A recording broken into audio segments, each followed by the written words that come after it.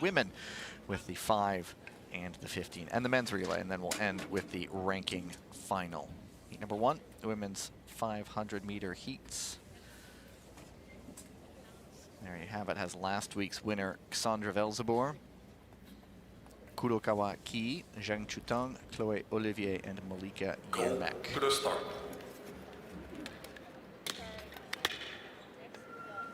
Over your dot, number 2. Move here, over your dot. Go to the start.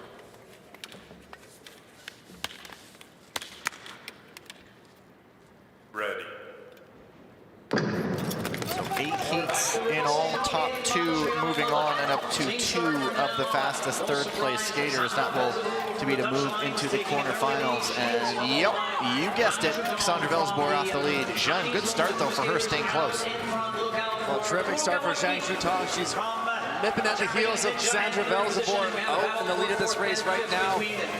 It's always good to be tight on Cassandra. She's going to pull a fast time to really benefit your lane position in the following races. World record holder, fastest woman in the world, Cassandra Velzeboer. Zhang Chutang right behind her, and it looks like it will be Velzeboer going wire to wire. Important to see what that third place time is. 43.67 for Chloé Olivier. So with 8 heats, see how that holds up. Good race though for Olivier, getting ahead of 2 skaters ranked higher than she. Good result for her. She'll be waiting to see what happens with the rest of the times. We have 8 heats here, so lots of racing ahead of us. But Zhang Chutang, fantastic job there. We see here in the replay, keeping it tight right in behind Cassandra Velzeboer. We know how difficult it is to do that. And they pull away to a finishing time of 42.39 for Cassandra Velzeboer and a 42.53 for Zhang Chutang. Olivier's there, the one to watch now, 43.658. Small margins, 2 fastest second place skaters. Heat number 2 already on the ice. Kristen Santos Griswold, the USA Eagles. Courtney Sereau, the Ice Maples, Ariana Siegel. And the 500 meters, of course, the Gladiators without Ariana Fontana this weekend. It was a hip flexor injury. Yelizaveta Sidorko and Elena Krylova, the neutral athlete. Leaders so far this season after one event from Italy, Ariana Siegel from the Korean Wildcats, Yelizaveta Sidorko. Skater in a moment. Go to the start. Ready. And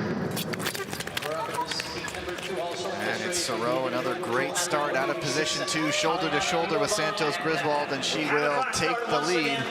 Well, Santos Griswold had a quicker first step there, but Courtney Sereau able to continue that acceleration into the turn to get that lead position. And now she's dropping the speed. Sereau, winner in the 1,000 and 1,500 a week ago. Santos Griswold really getting up to speed. It's a real battle for third. Krylova holding them off for now. Here comes Siegel up the inside, and she is through. Can she hang on? Yes, she can.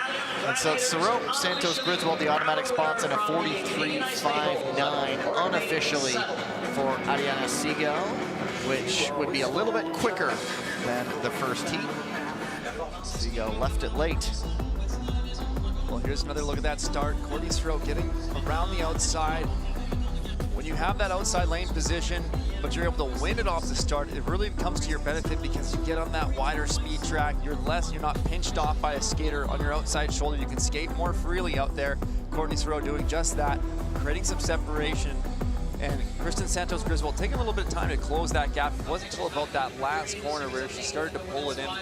So there you have the official results. There you go. So confidence begetting confidence for Sereau after such a good weekend. Less than a week ago on week number 1, just rolling. Heat number 3, Florence Brunel, Selma Poutsma, Julie Latai, Lam Qingyan, Petra Benkova. Poutsma's start out of position 2 will be the one to watch as she still looks to refine that form we know she has had previously.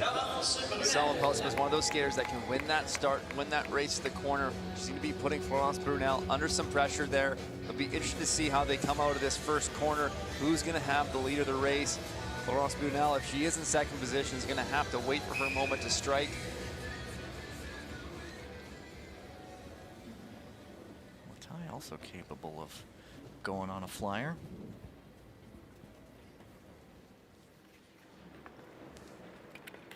Go to the start. Ready. Quickest off the line it is Poutsma. Brunel, though, using that inside lane. That allows Latai to get through. Well, there's a bit of instability there for Florence Brunel, and Selma Poutsma also had a back off. That opened the door for Latai, but Selma Poutsma back into second position now. Brunel breaking away just enough. Poutsma now closing up. Latai wants to hang in there just so there's that time factor for third. And of course, if there's a battle for the lead, she could sneak through. Brunel holding off Poutsma as the speed just starts to come down a little bit. Brunel does hang on ahead of Poutsma. And Latai with a 43.65 unofficially. That will be close with Olivier. Olivier 43.658. And it is a 43.596. They adjust downward. And so Latai, I believe, will have a faster time slider than Chloe Olivier before they make those results official. Selma Poutsma here on the replay, making that inside pass. And if you just watch Selma Poutsma's, her corner entries are just a little bit tighter than Florence Brunel's as they're going through that race, which makes it increasingly difficult to try to set up a pass for the subsequent corner. So she's kind of diving in a little bit to close that gap and get tighter on Florence Brunel, but not able to carry it out to really set up anything to make a move, but still just trying to get through those qualification positions, which she did there. The skaters missing qualification are still pushing. You'll see them reaching at the line because, as Tyler often points out, the 500 meters time counts, and so when they go into those repechage, that will determine what lane position they have, which in the 500 could mean everything. Well, Kim Boutin here showing that she's back in top form. Silver medal last weekend in the 500 meter, right behind Sandra Belzabor. She won that start. Kim Boutin is so tactical off the start. She's one of the best skaters at adjusting her foot speed and her intensity on the start. You can see her, she'll win the race to the corner. She'll often just take a little bit of relaxation, kind of forces the skaters behind her to get bunched up, and then she'll re-accelerate on the exit to then create a gap. Go to the start. Wang Xinwan, Martina Valchipina, Lee So-yoon, and Hyojin Kim. Ready. It is Boutin, just world class off the line, and it's a real battle. Valchipina able to get up into second. Great work from Valchipina, getting into that second position. Kim Boutin on that speed track, you can see how much of a wider corner entry she was taking than Valchipina there.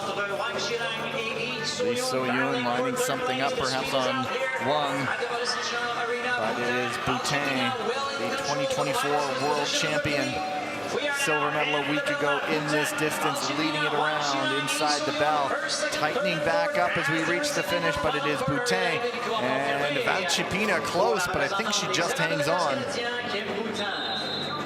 Well, a quick race from Kim Boutin. That's going to be the fastest 500-meter heat we've seen so far.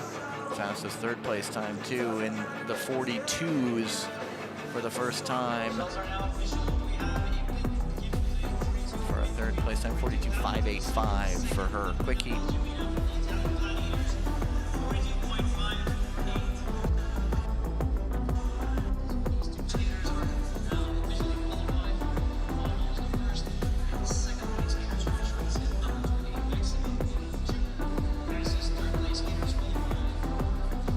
It's the thing with Kim Boutin, she just, we talked about it earlier this morning, Gavin, about skaters who really pick their moments to go all in, and Kim Boutin doing that this season. We know she's taken some time off in the past to kind of get away, have a bit of a mental break, but she knows how to turn it on, and it's those types of skiers that really separate themselves, especially at the Olympic Games. It's It takes a special athlete to be able to rise to that level and rise to the occasion, and Kim Boutin is one of those athletes.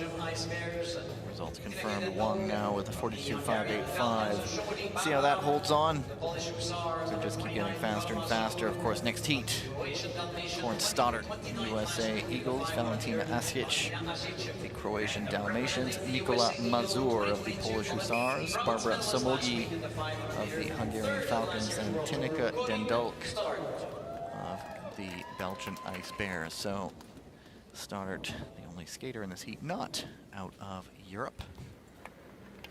Go to the start. Ready. Ooh, this makes me wonder. Well, it's a whistle rather than a second gun. Now, second gun usually means a false start. Yeah, there's multiple starters in the starters box, so not only just the head starter who can call back the race, it's also the secondary starter who's watching the line and watching the skaters for false starts. There was no clash of blades at all. Everybody looked clear. Position 3. False start. Penalty. Crossing the line. And there you have it. It is Mazur called for a false start there, and so one chance. Well, it was actually crossing the line, so you have to be very careful when you line up with the start line that you don't allow your blade to touch or go over the line whatsoever, because that in itself is an illegal start position. And that's what we have here for Nikola Mazur.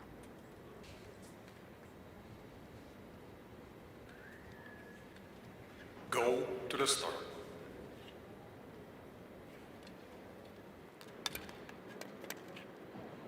Ready.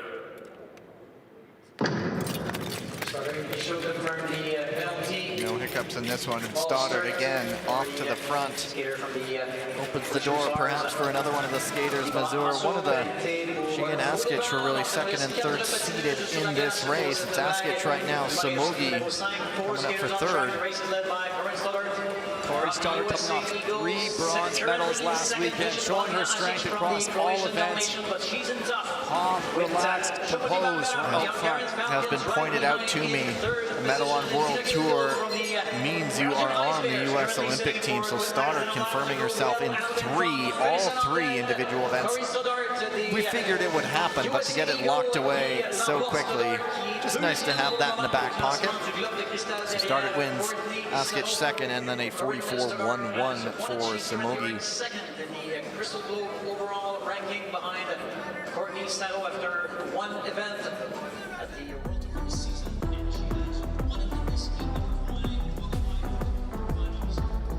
It's just been so fun to watch Corey Stoddard really come into her own over the last 2 World Tour seasons. You know, she was having some, battling in the early stages of last year and then really starting to move to the forefront of the field. And at this point, she's always one of the favorites in every distance that she's skating. 3 races left in the women's 500-meter heat. We copy and paste consistent from her. You need 3 bronze medals in one weekend, 1 in each.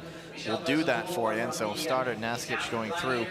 And Somogi's time, we're going to start to see those third place times not getting the little clock next to them. Heat number 6, Michelle Velzeboer, Chiara Betti, Fawn Cushing, Deanna Laura Vegi, and Annabelle Green. It'll be interesting to see Green, a very good starter out in position 5.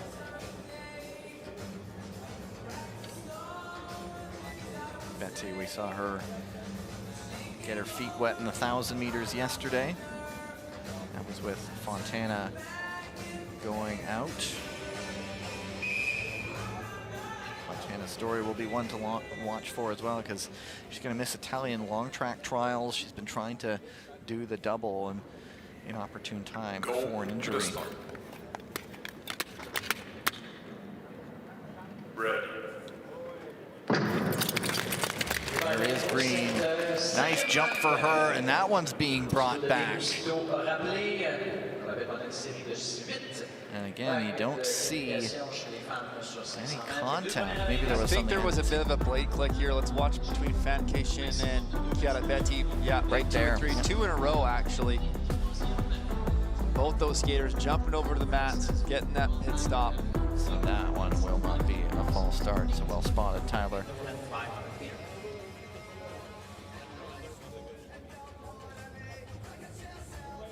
The blade setup is just so integral for the skaters and making sure that they have a clean edge, but also the other things, it's a lot of little details that you don't see happening when the skaters are on the ice, but always fine-tuning that bend, that rocker to work with the ice conditions that they're skating on.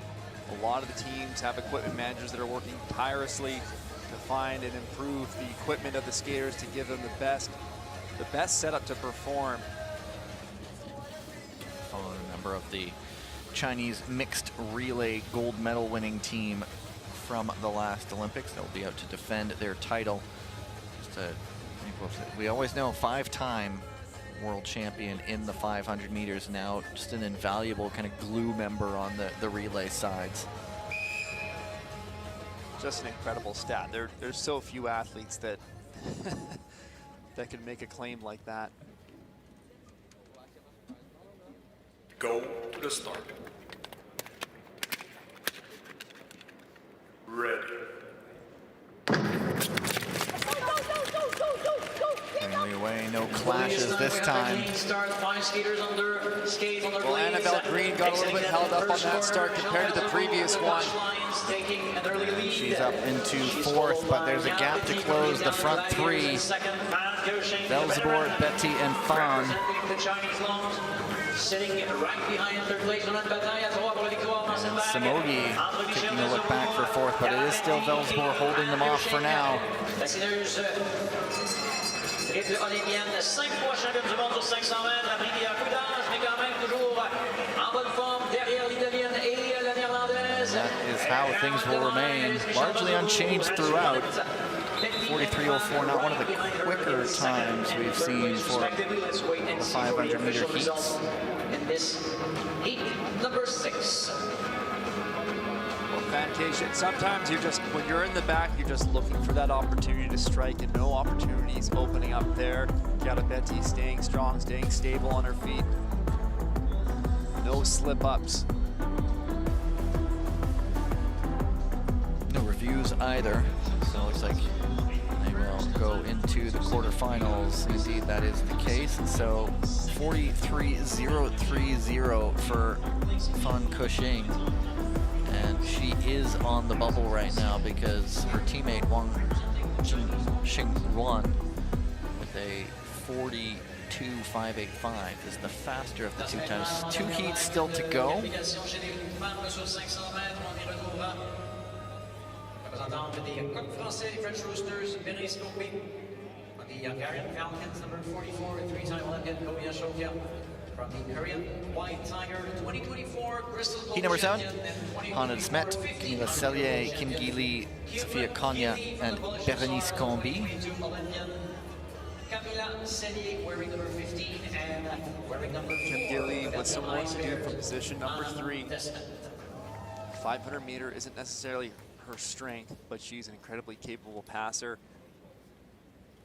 Go to the start. Ready. De Smet off the podium in all her events last weekend. That only happened once to her last season, and that was in Beijing. And so another one of those consistent skaters looking to bounce back a bit this weekend. Kim up into third. There is plenty of work to do. Konya coming back around. It is De Smet and Cellier with a tidy gap right now.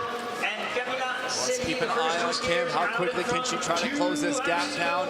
Can she transition that speed into a pass for second position? Gap is closing. And she's getting right up on Cellier. And Kim carry that speed around up the inside. Yes, she does. Nice move. Snuck in there. Well, I mentioned it before the race. Kim actually kind of got squeezed out off the start, found herself back in position 5, able to make a quick move into 3rd, had a big gap to close down, and we just talked about that, her ability to pass. She just saw the slightest of gaps opening up there between Hannah DeSmit. Camilla Cellier was able to jump in that gap to steal a 2nd place at the finish. And so what is maybe Kim's weakest of the 3 events, she had silvers in the 1,000 and the 1,500 a week ago. Wasn't the most explosive in the heat off the line, but she came back into the race, and nice job for her getting into that 2nd qualifying spot. Cellier, a 43.445, not enough for her to be on the bubble for 3rd place. It's so hard when you're that, being Camilla Cellier there, and you have the likes of Kim Gilly tracking you down. You start to feel the pressure behind you, and you got to get out of your mind thinking, don't make a mistake, don't screw this up. And it's so hard to sometimes get those thoughts out of your head. It's so much the mental side of skating when you're feeling that pressure. And Kim Gilly just calm and patient and waiting for that opportunity. Jaemin Jong headlining this heat. She was another one who was not on the podium at all this weekend. In position 1, Natalia Malashevska there, multiple-time discipline World Cup winner overall in the 500 meters. Here, Nakashima Mirei of the Ninjas, Chung Xiaoying of the Chinese Taipei Blue Magpies, and Aurélie Levesque of the French Roosters. Ready. Good start for Malashevska. Getting up into the lead. What a start by the 2-time Olympian and bronze medalist in this distance at the 2025 World Championship, Natalia Malashevska from the Polish Hussars. She is followed by Adding a bit of a gap now. It's her, then Choi, and then there's a gap for 3rd, but now Choi up the inside, just closed that gap. Coming out of the corner, gets up into the lead. Nakashima now closing up with 1 to go. See what is left in the tank. Malashevska scrapping to hang on. Nakashima closing right up, but it will be Jaemin Jong going through, and Malashevska in the end hanging on. Jaemin Jong may not have hit the podium last weekend, but that's no representation of her ability or her talent level. She's in great form this season again. I expect to see her on the podium at some point for sure over the course of this World Tour. Malashevska quicker off the line, but just in the blink of an eye, Choi snuck through off the corner. Well, you could just see Choi was closing the gap with so much speed as she came into that pass. Look, there's a little separation. She closed that gap, makes the pass, and then even creates more separation on the other side of that pass to get ahead. And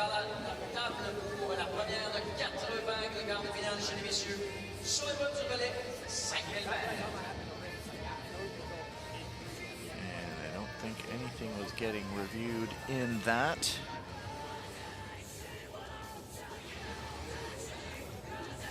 So I think we'll be zipping right along. The results don't get official just yet. So first event of the afternoon session is done. We'll have the repechage heats actually coming up later on this afternoon. There are the results. Choi Malashevska moving on. Nakashima 43.336. Not quick enough. And so we will be heading into the men's 5,000 meter relay quarterfinals, and big qualification implications here, of course, not just for the relay, but Tyler has pointed out a few times, you get your relay team in, you get a bigger pool of athletes to draw from. Well, for some teams that, they may have some stronger skaters and they kind of chew up and take away all the individual distance spots for the games. Well, it's those other skaters, the relay team members, that becomes their opening, that becomes their opportunity to get to the Olympic Games. And so it's 8 spots. Heat number 1, Chinese Lungs, Kazakh Nomads, Polish Hussars, Latvian Golden Stars, and the German Wolves. So one thing we'll be watching here, 5 teams on the ice, 20 skaters out there. The first 2 heats both out 5 skaters, and we don't have an ice resurface until after this is all done, so this is going to get good and chewed up. Yeah, already been a series of races on all tracks. And now this 45-lap race with 5 teams is going to put some abuse to the ice, and it'll only get more exaggerated as these relays go on.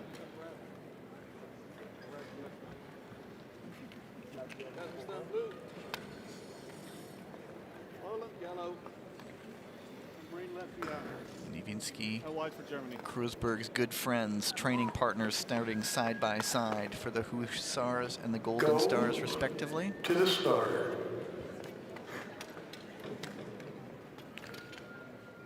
Ready. And a rare look of Liu Shaolin starting on the line for the Chinese Lungs. He's really on relay duty these past couple of weeks. Jonathan Ruskenblack starting for the German Wolves. 5 teams on track, so 20 skaters on the ice at the same time. A lot of action for our This could be an attritional affair as the laps count down and the ice wear counts up. The Kazakh Nomads, the Polish Hussars, leading the way. Latvian Golden Stars, and the German Wolves. Donc les DNA Cellier, another skater we're really just seeing on relay duty. Dennis Nikisha draws back in this weekend. Last week he was dealing with some injury. I don't think he's quite healthy just yet, but it's coming down to crunch time already when it comes to Olympic qualifying. The Asian champions from the Asian Games last season, the Kazakh Nomads.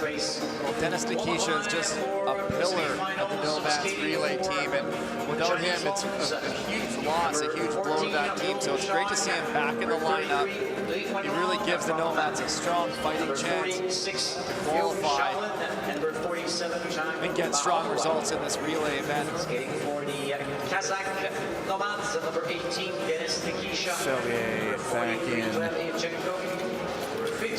It's always the big question, when is the push going to happen? And Tyler has to point out, around 20 laps to go is when the real moves start to begin. This is kind of a getting to know you phase. Robin Bendig leading the way for the Wolves. Nathan Thomas getting up into second. Golden Stars, number 7, number 34, and Eddie Spedicins, number 115. The leadoff skaters.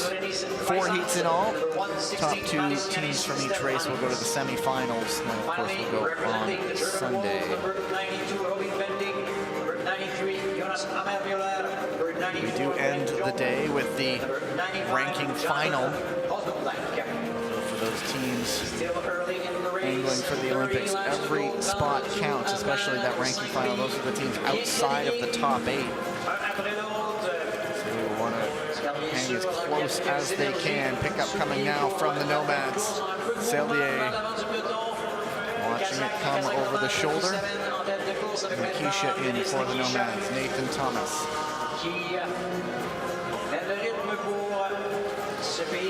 The short track relay is just such a fun event. It's so fun for the skaters too, because so often you're racing individually, and when you have success, it's on yourself, of course, but it's not always as fun to celebrate individually as it is with a team, and you have your team around you to enjoy and embrace that moment together. It's really something quite special. Pigeon, the Canadian-born Polish Hussar. They've got a couple of them. Nathan Thomas, the other. DNA Cellier, French-born Polish Hussar.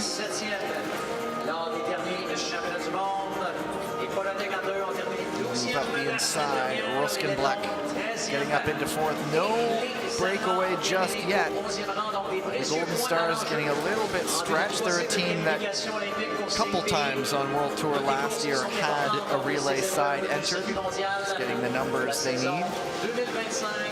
Always a nice moment when a team officially has enough to enter a relay team. Good to see one of those new teams in. Well, the pace is picked up now. We're below those 9-second lap times. You can really see in the relay with your team in position 5 just how much more challenging the exchanges become, and trying to stay clear of the skaters that are exchanging in front of you. And the Wolves facing that challenge here.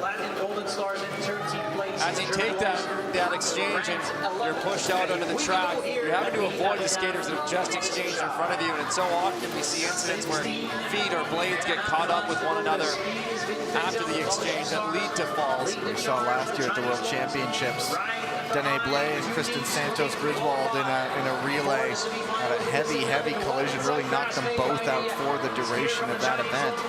And Liu Shaolin leading the way for the lungs with Michał Niewinski right behind him. And here comes Krusbergs. Into those low mid-8s now. Exchange, the Nomads getting up into third.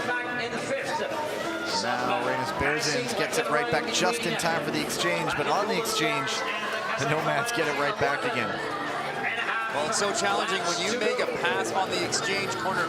Your teammate has to be so vigilant to ensure that they change positions, get back into proper order so they can get out for that exchange.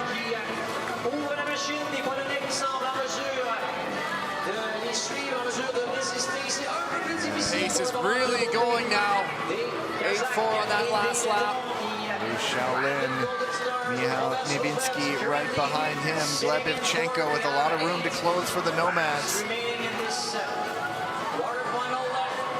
And for the lead, Pigeon ahead of Liu Shaolin.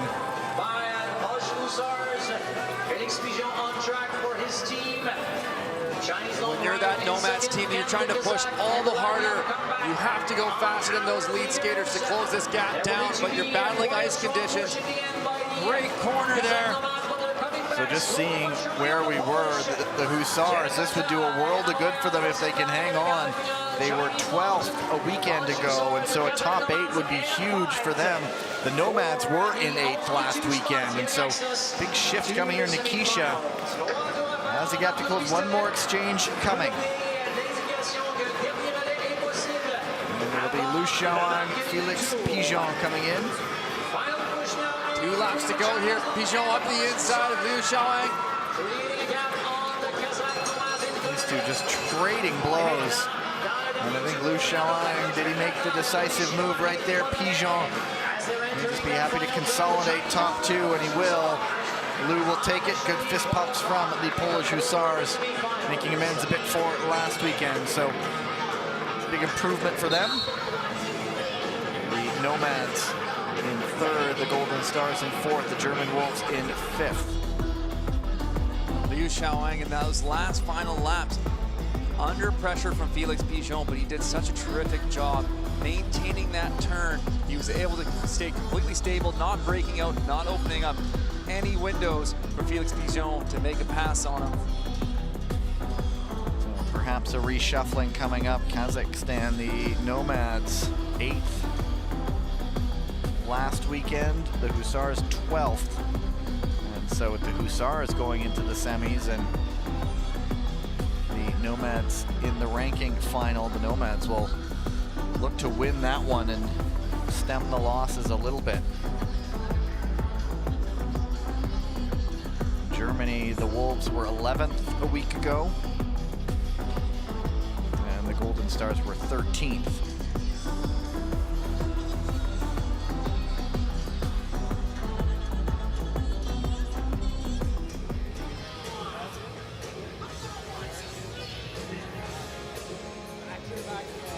Results confirmed, nothing got reviewed. After all that, 5 teams coming through unscathed.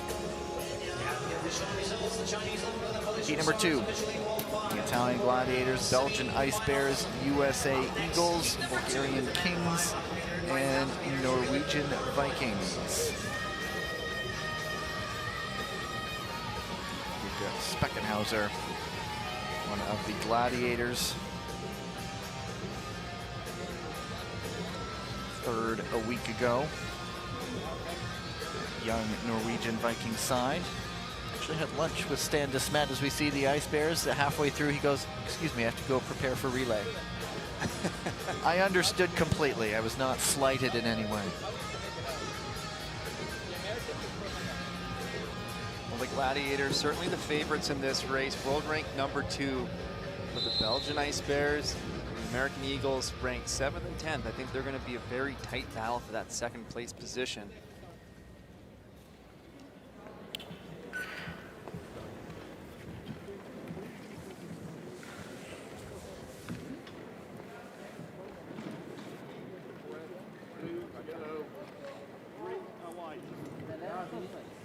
Speckenhauser to lead things off. Ward Petre, Clayton DeClemente.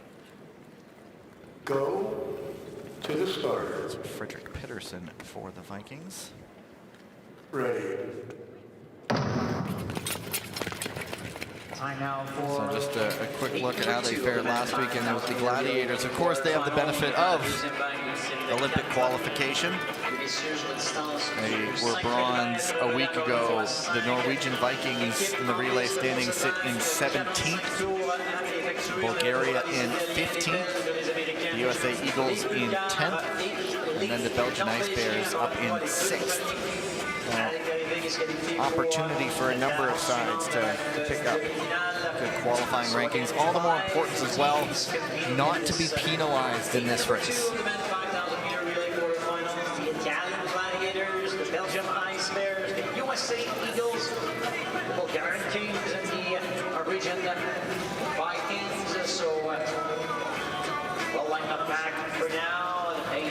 The Vikings controlling things right now. A smile on the face of Thomas Natalini.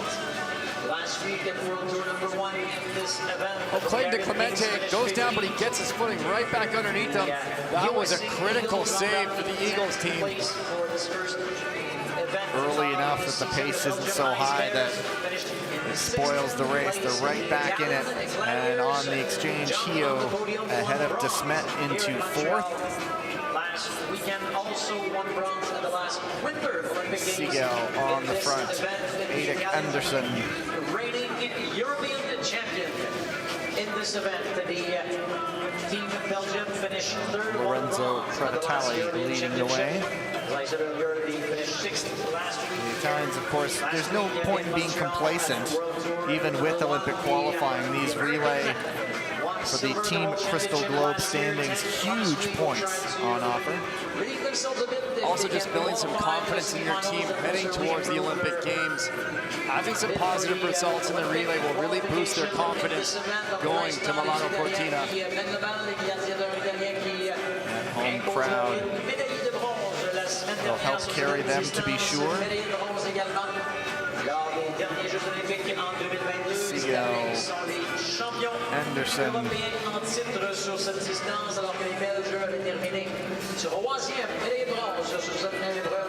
Howard now in for the USA Eagles. Makes the move into second. And Rusness.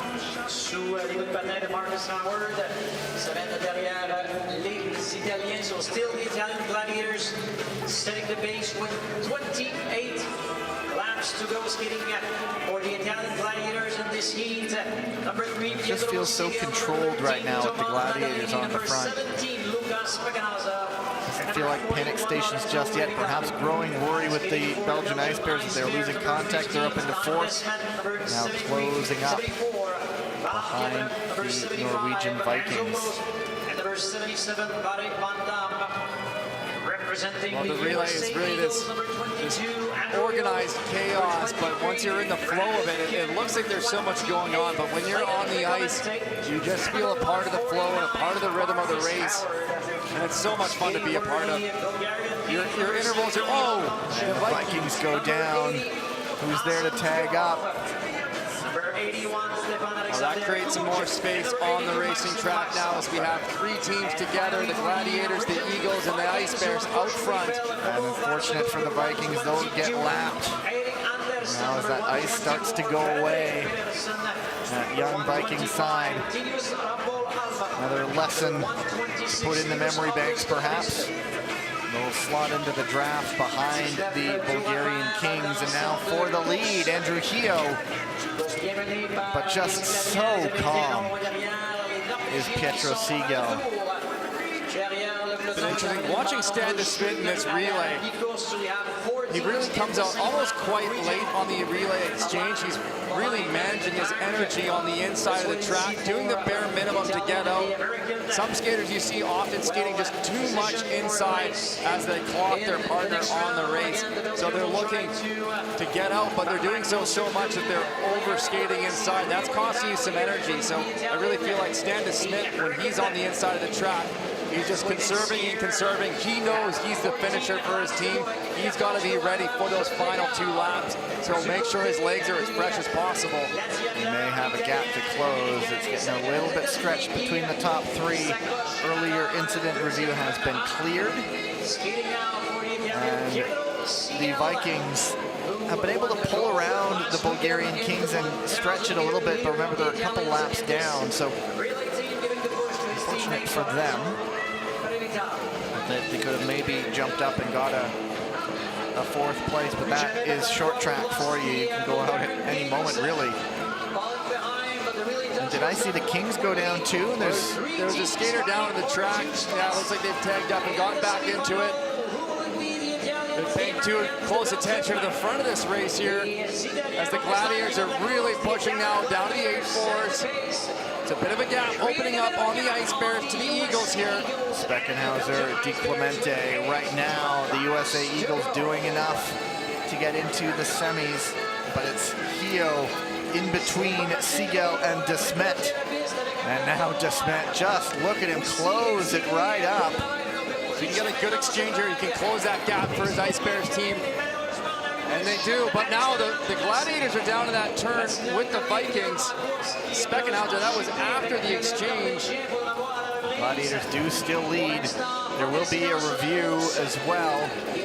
So Natalini, Kim behind him, and they're able to pull it back out a little bit over the Ice Bears, losing a little bit of grip coming out of the corner. The Ice Bears kind of go off exchange here. They've done that before, too. We've seen them do it before.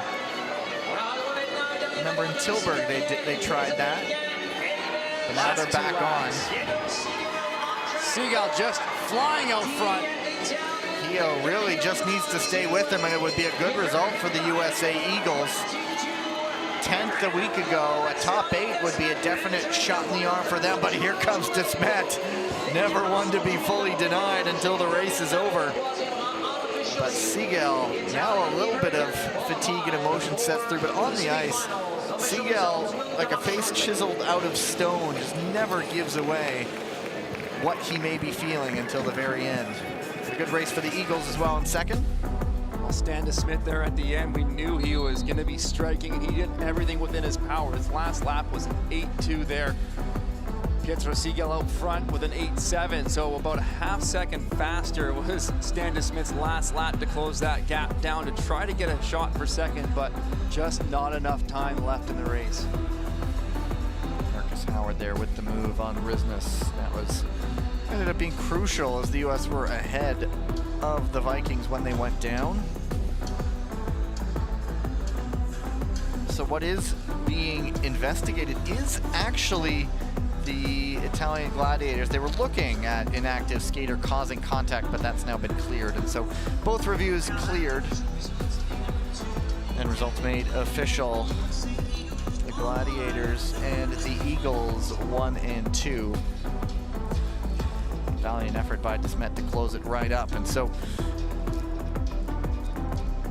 a little bit of enthusiasm there. So often just all business That's big for the Eagles. 10th a week ago, chance to get top 8. Belgium, it's going to get interesting. 6th, now just outside the top 8 as that ranking final becomes all the more important to them. That's exactly it, Gavin. Like we've been talking about, the ranking final can still have big implications. So the Eagles and the Ice Bears, you know, kind of switching spots there. The Ice Bears in the top 8 last week and getting 6th. The Eagles down in 10th, and now the Eagles going through to the top 8. And the Ice Bears falling out of that qualifying to the semifinal. Kings and Vikings there both had their incidents to worry about, and so there are your official results into the semifinals.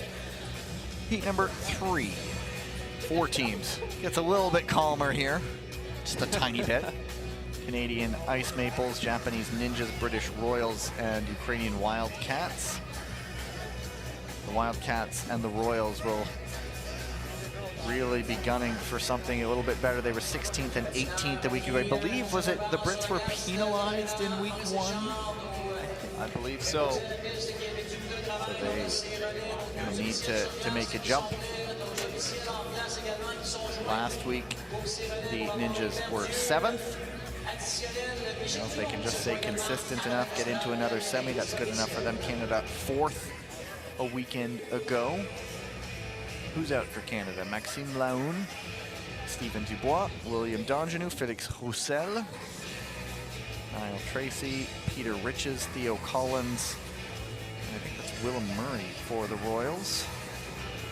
Miyata Shogo, Watanabe Keita, Yoshinaga Kazuki, and I think it's Iwasa Dan for the Ninjas.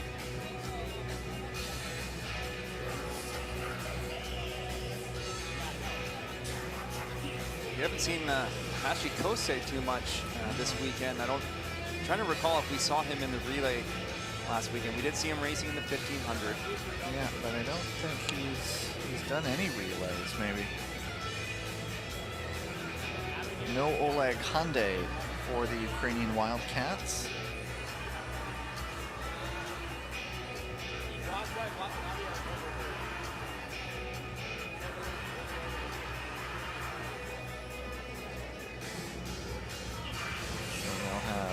Danilo Fedorenko, Timothy Kokelko, Rostislav Leontenko, and Yaroslav Morozov.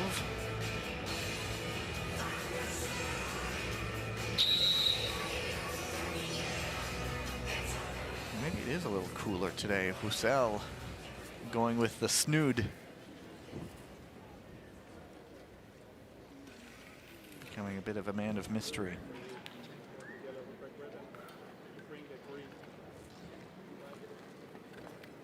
Fedorenko for the Wildcats, Collins for the Royals.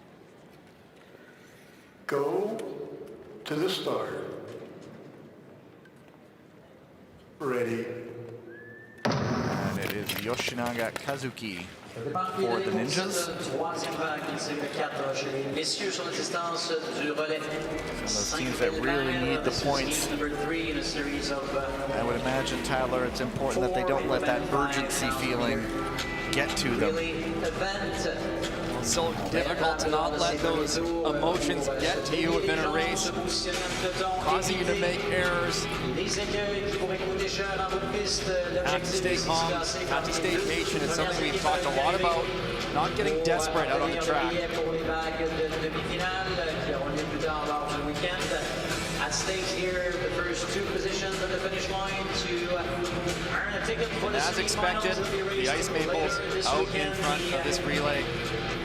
Canadian Ice Maples, the Japanese Ninja, the British Royals, and the Ukrainian Wildcats. 4 teams this time. One of those things the Ice Maples have really established. When they go out to the lead, you can put a pass on them, you can put in that effort to get to the front, but they'll immediately respond, and you know they're going to do that, so you kind of begin to think, well, there's just no point in making a push for the lead because I'm going to be working to do that, and they're just going to take it right back. Here's a look at likely finishing skaters is Niall Tracy. Well, as I say, Tracy goes to the lead. A little excuse me move up the inside. And we'll see if the Ice Maples respond to that. Well, calm still, we're still very early in the race. For the Ukrainian Wildcats, 16th. Last week of World Tour number 1. We'll try to improve the ranking with a strong showing here at the World Tour number 2. Riches leading Laun, leading Watanabe. And now Laun around the outside. Is Richard gonna take the bait perhaps and try to hold him off? He picks up the speed. There's a ramp up beginning right now. It's a long way out, still 32 laps to go.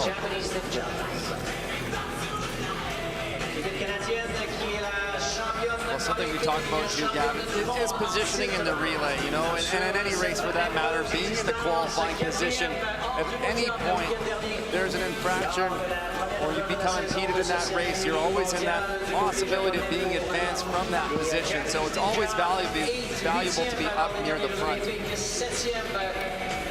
All together, Grupo Compacto for now. A little bit look up the inside. He wants to Dan. The jostling begins a little bit, and the nerves maybe start to settle in. A little antsy, perhaps.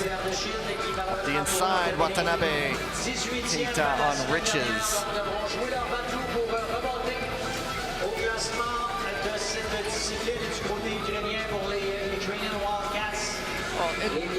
There the Ninjas go to the front. Yoshinaga. Interesting to see Felix Roussel with the face covered, with the buffer, the snoot as you called it.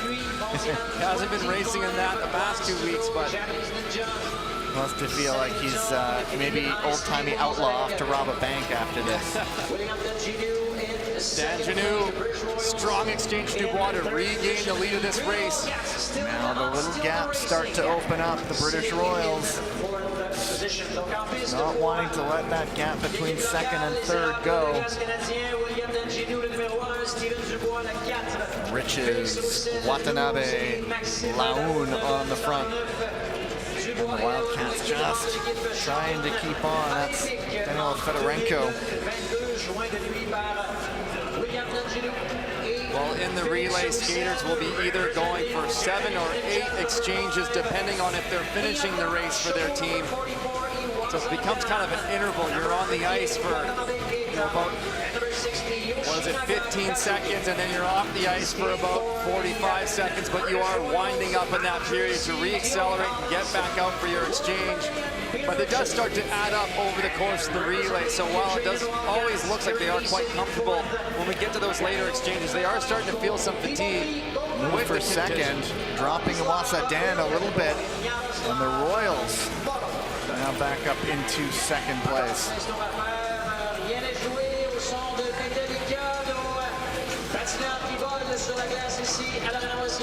And there's the opening on the exchange, and the Ninjas get it back. Watching the Ice Maples here to see if they try to just throw down an attack. Sometimes we'll see them just try to create some separation, get out of trouble when the race is tight in the later stages of the relay. They know it's going to be a dogfight for second behind them. These are the finishers. Donjanu, Miata, and Tracy.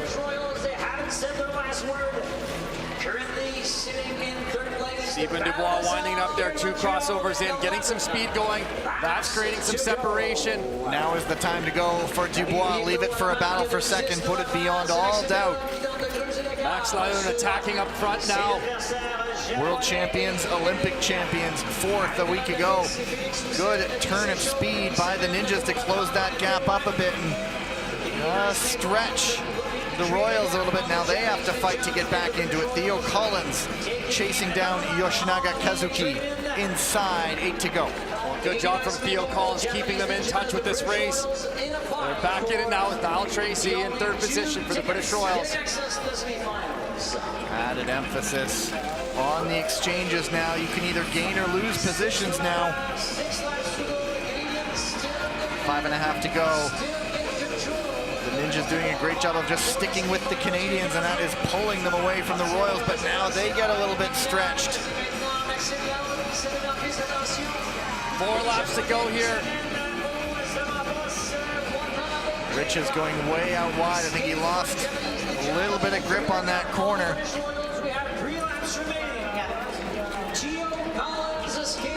Theo Collins will bring in Niall Tracy. And that is the last exchange. Donjanu leading the way, but the Japanese ninjas stalking Miyata Shogo. That's right up there. Fine skate by them. Here comes Tracy closing it up. This has been a pretty good quarterfinal heat, but it's the Ice Maples and the Ninjas. The third place for the British Royals, and they will be headed to that ranking final.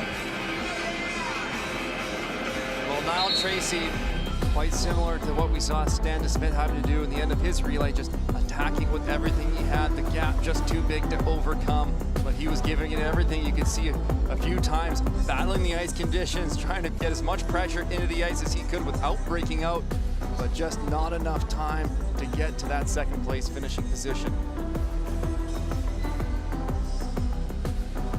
Very composed by the Canadians. Didn't try to get too fancy, push it too hard.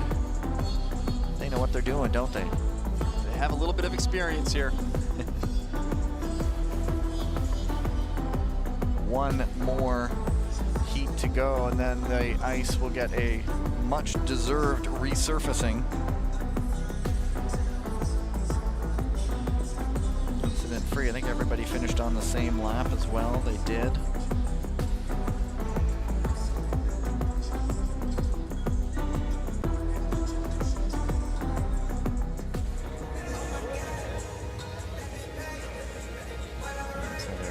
Confirmed results. Canada, Japan, 1-2. Heading into the final race before the resurface when we come back. Quarterfinals for the women's 1500. And then another surface, and then the men's 1,000-meter repechage heats. And then there's still more to come after that, but still ways off. Now, for the 5,000-meter relay quarterfinals. Last weekend's winners, the Korean White Tigers, the Dutch Lions, the Hungarian Falcons, and the Turkish Anatolian Pars. The Dutch side bolstered by the return of Jens van 't Vout. There's Daniel Tiborts of the Falcons. They also have Won Jun Moon, Peter Yasapati,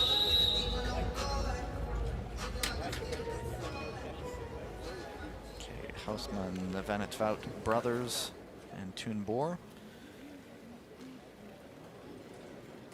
And it will be Furkan Akar starting things off for the Turkish Anatolian Pars. Go to the start. Ready. So the clean start for heat number 4 of the men Hong Kyun-hwan quarterfinals. Korean White Tigers will Lee Jun-so, Rim Jong-un, and Shin Dong-min. Chez les messieurs, sur la distance du relais, l'épreuve par équipe 5000 mètres. Our first look at the finishers. Slip on the corner. Yeah, get used to that. Won Jun Moon at this stage. Duct tape and a lot of hope keeping together this ice. Dennis Orr is sitting on the back for the Anatolian Pars. Van 't Vout. Couple of spots in the semifinals of this event that serves as the Olympic qualification in the men's relay. The stakes are high. Skating in these semifinals assures you. It's funny, some skaters have certain gestures or mannerisms while they're skating, and one thing keeps catching my eye is Jens van 't Vout has these golden tips on his hand where he puts his hand down on the ice, but when he's leading, the left hand on his back, he's often flicking his fingers behind him. It's almost like a come challenge me, come challenge me. See if he's doing that here with that left hand. There it is, kind of as he exits the corner. Yeah, there it is. Flicking the wrist there down the straightaway. Every time. Hi, guys. And it's, where does that develop? Yeah, it'll be interesting to ask him where that comes from, or if even is aware he's doing Oh yeah, it. it just becomes second nature. You're not even thinking about it, but Nervous tick, something like that. Now, how do you approach a race knowing the ice is getting degraded that little bit more? Are you tentative, or do you still have to just still go for it? Well, you have to try to identify where you may have good ice on the track, and you're feeling that too as you're skating, and that's part of these early laps in the race where you're feeling the ice, you're feeling the conditions, you're kind of identifying where there's ruts, and later in the race you may actually change your track pattern to cut across those ruts so you don't get caught in a rut. You know, you don't want to follow the same path that's been repeatedly abused, so you may take a little bit different of an entry, maybe wider, and come across the rut rather than go right through the middle of it. 12, E. Johnson, number 113, number 114, representing the Dutch Lions, number 2, Van het Fout to Van het Fout. The two brothers doing the exchange there, and the Dutch Lions off the front. A little bit of a gap, but still not just kicking off just yet in this race. And now I'm getting too focused on the hands again, but if we watch Melle Van het Wout, he does the same thing, but interestingly, he holds his hands reversed. He holds his right hand over top of his left versus Melle, but doing the same gesture with kind of the hand flick on his back. Now you got to pay attention for that with Melle Van het Wout, but now we're going to not notice it. We're going to see what the families does. So Jens does the come at me, bro. Well, Melle doing the same thing, but the opposite hand here. Losing a little bit of grip out of the corner. They are able to hang on. Thunborg there.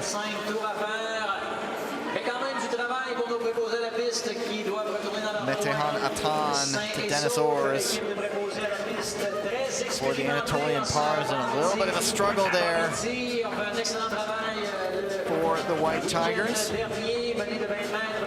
They get the blades back down well. Track stewards that have done quite a solid job last weekend during the World Tour number 1. Kai Guzman being very vigilant up front, looking between the legs. Not a great exchange there. That allows the Turkish Anatolian Pars to move up into the lead of this race. For Car. See when he decides to shift. They're inside 20 now. That bad exchange cost the Dutch Lions. They've fallen back to third, and the White Tigers move to the lead with Rim Jong-un.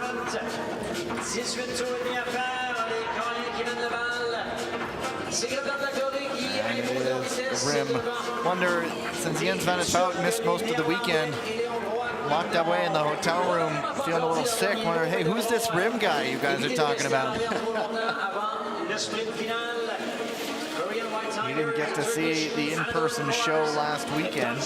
Lions in the Hungarian Falcons, first, second, third, and fourth, with 15.5 laps to go. Lee Jun-so just onto the ice, bore up into second. Verkonekar did not like that. Not often you see that kind of frustration in the middle of the race. Nothing getting reviewed though. Oh, nice quick inside move from Jens Van Wout. Jens Van Wout, second the overall individual ranking last season. Wonder if Jens Van Wout just said, learn something from that kid, I'll show you. Well, they're getting to skating with each other here in this relay, so get a feel for each other's skating and technique and skating styles. Hausmann under increasing pressure. Now a car back in. Yassapati behind him, the Falcons hanging in. A week ago, the Hungarian Falcons 9th. Turkish Anatolian Pars 14th, and then the Dutch 5th, and the Koreans, of course, top the podium. So Turkish Anatolian Pars would certainly love to move up from that 14th position. They had at least get into that ranking final, but of course eyeing more. They want to get into that semi. Daniel Tiborts on for the Falcons. It's now really a front two, a move for the lead. Hausmann holding the inside line. Could be an issue on the exchange, not right there. Here come our finishing skaters onto the track. There we go. Van Vout. Rim Jong-un, what kind of statement is he going to say? Atan stumbles. Toes in on that Unfortunate, he's straightaway. able to hold it off on the Falcons for now, but Won Jun-moon able to get around. And statement made, perhaps the Dutch Lions take one over the Korean White Tigers. Unfortunate, Atan stumbling, able to keep the feet going, but the Falcons were able to make the pass. Won Jun-moon made it late. Well, it was a fun little finish to watch there between Jens Van Wout and Rim Jong-un there.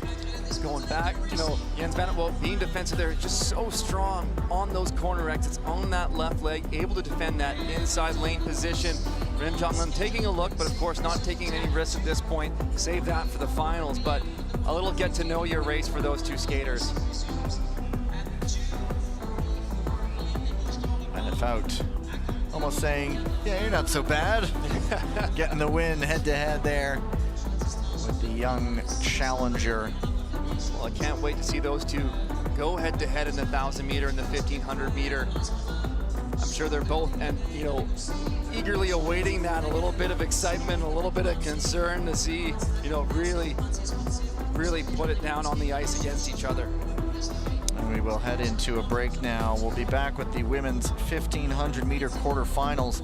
That's coming up in just under 25 minutes. So tiny bit of a break for you to get ready to go for the next batch of races. Stay with us.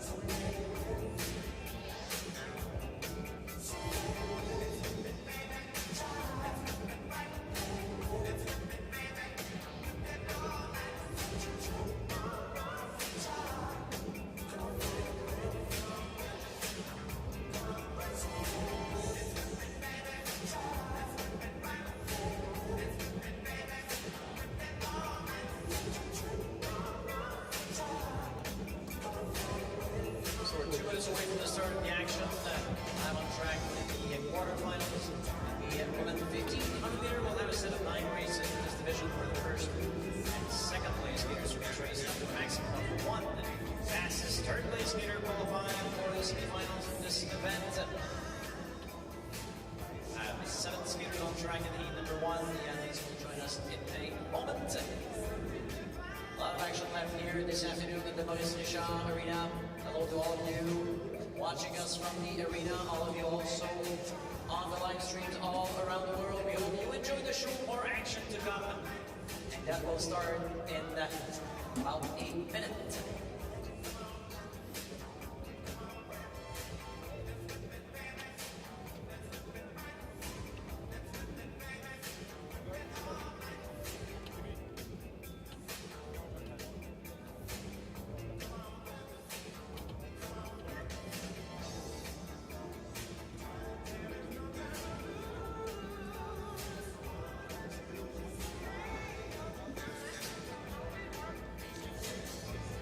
About ready to go.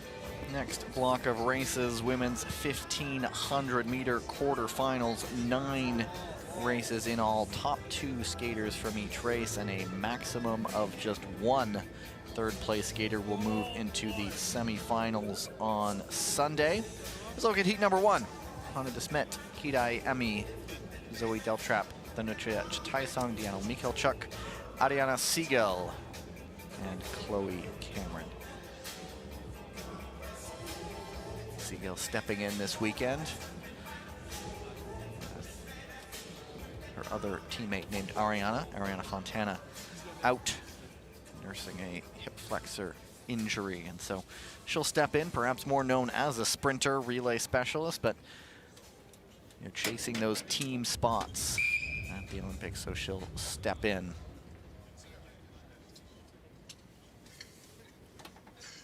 Top-ranked skater in the distance in the world, Hannah de Smet, about to step in to position number 1.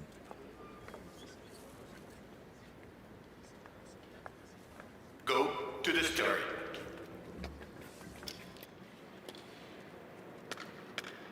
Ready.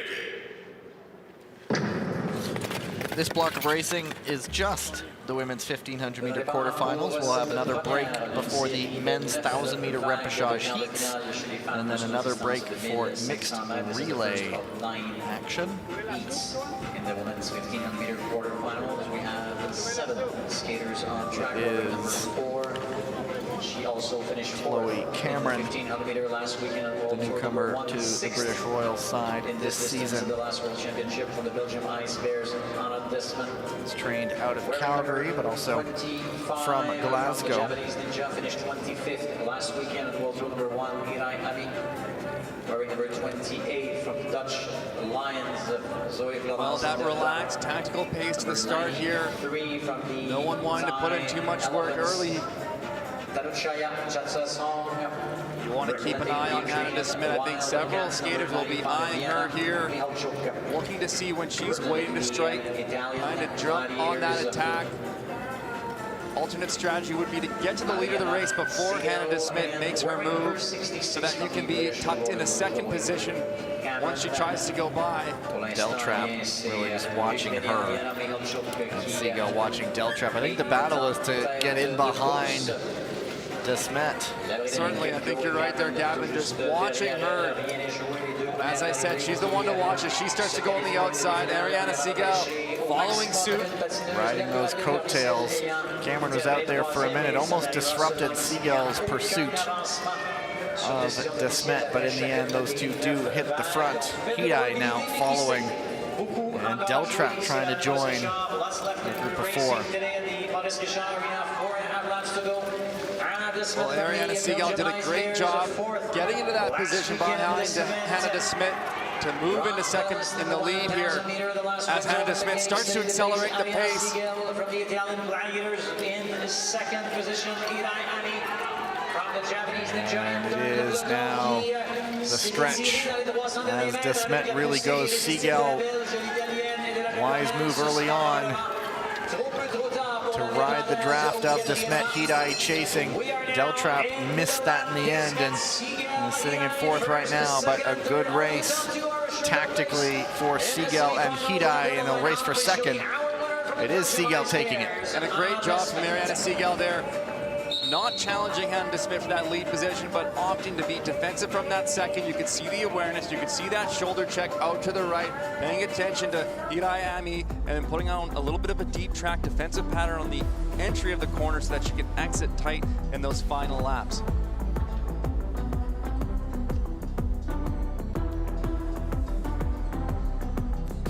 So essentially, the race was over when Desmet wanted it to be over, and no matter of who can just hang on there. Hidai also getting in front of Deltrap. And Hidai's time at 2:30.313. Just one potentially 3rd place spot.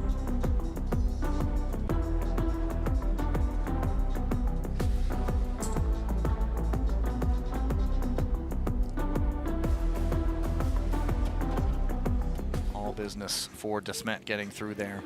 With 9 heats here and only one fastest 3rd going through, there's going to be little to no focus whatsoever on that time qualification. Especially if there's one advancement. I assume the heat after that would be gun, and then everybody almost just standing up and doing a walking pace, unless someone has a game plan to maybe challenge a thing. Still haven't seen anyone go on like a real good flyer yet. Well, it could be a surprise tactic to catch the field off guard. They won't necessarily be expecting that. Stoddart, Nakashima, Askic, Lamb, Banksky, Manoilova, and Kumar Khan. Go to the start.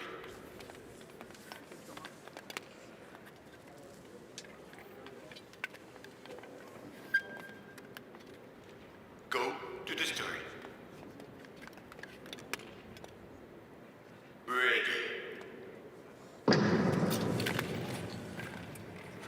So Stoddart, just as they were getting back into their training blocks, they still do blocks and then have some time away as well. So Stoddart in her off season went towards Croatia and Slovenia for a bit. Well, the way the training blocks work is effectively you're doing, most often it's usually a 3-week build. It differs program to program and how the coaches want to structure it, but you'll typically look at a 3-week training block where you're building week over week, increasing the volume of training, putting in a higher workload.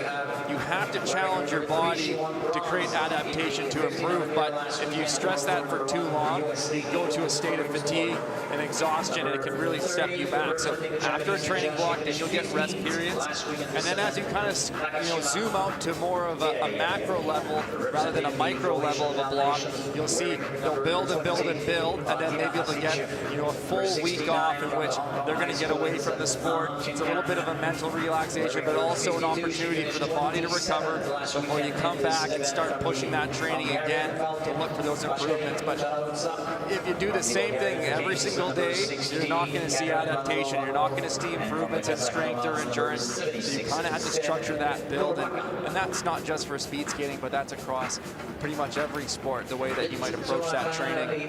Not just in speed skating, but a lesson for life. Yeah, try not to burn yourself out. I'll use that anytime I can. I'm really not wanting to burn myself out right now. I want to slow things down, But yeah, that U.S. program, I think they started their off-season training. They did a May cycling camp over in St. George, Utah, and there are images of them right at the beginning of the off-season climbing up the ski jump.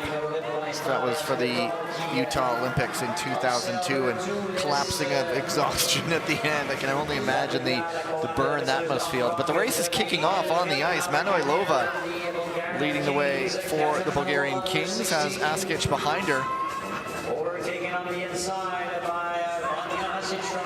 Keeping an eye on Stoddart in 5th right now. Nakashima Mire right behind Stoddart. I think she might be looking to follow Stoddart when she goes. Now Stoddart up the inside for one, and as Tyler said, Nakashima following in behind. Askic with a gap on the front. There's 2 down, Manoilova and Nakashima.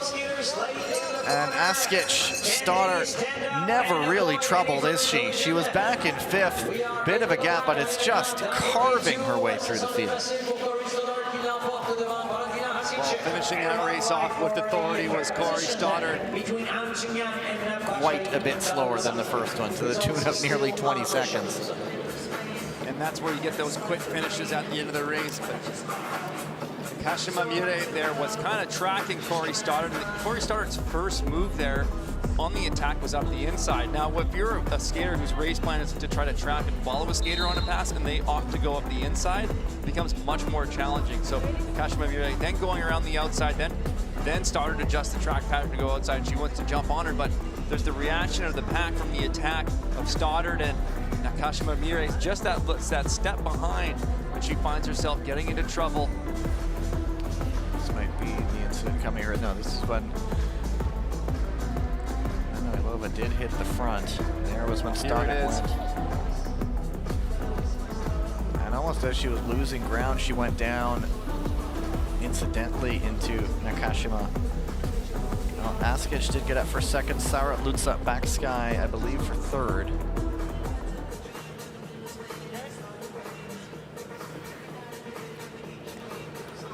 But as we talked about, Gavin, that race, clearly time is no consideration. I think we can expect that from a few of these races.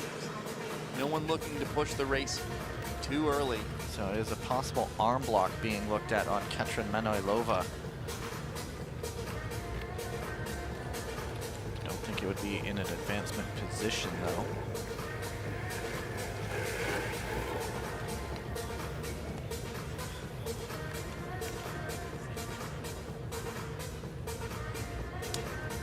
And also, of course, might be no punishment ruled out at all. So they do look at all angles, literally, figuratively. So we shall see. Final decision. Race incident, no rule violation. There you go.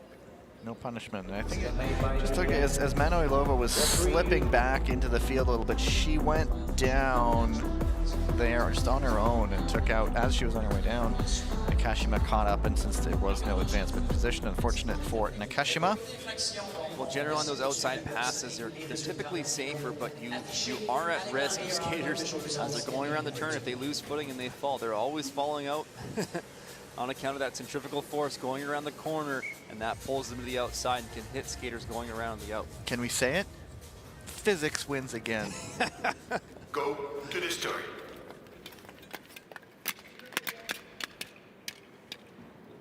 Ready. Kristen Santos Griswold, Chloe Olivier, Rebecca Silitse-Nemet, Svetlana Repetska, Annabelle Green, Tamara Tokarova, and Kirana Laut. And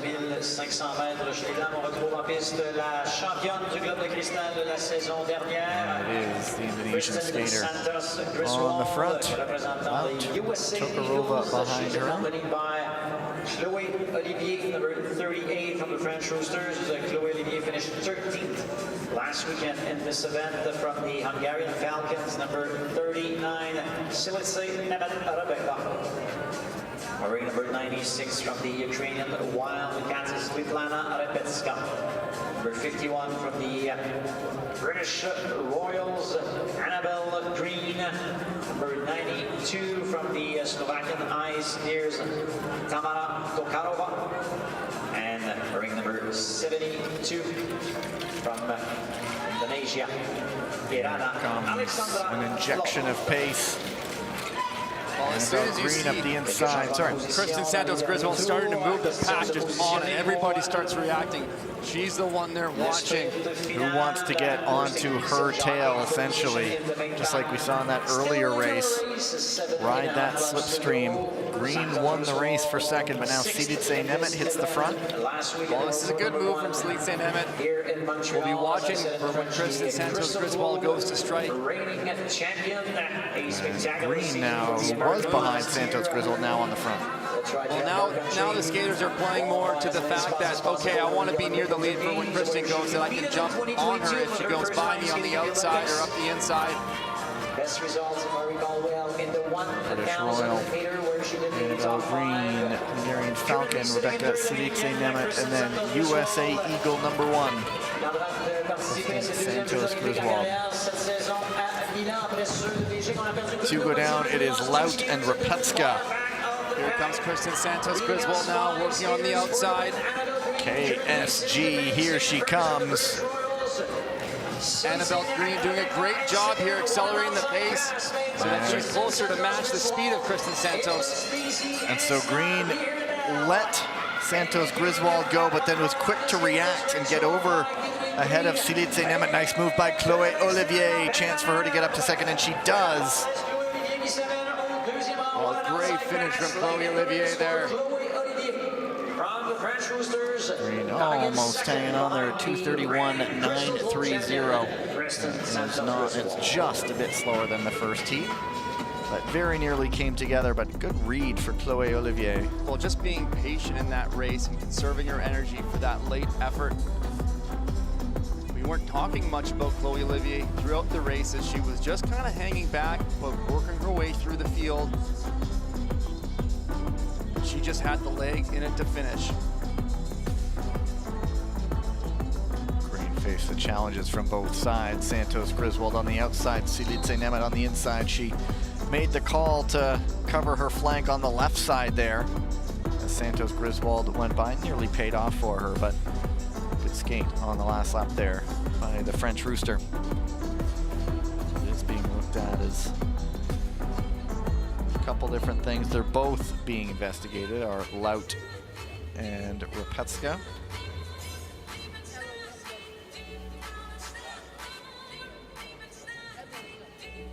Possible arm block would be on Laut.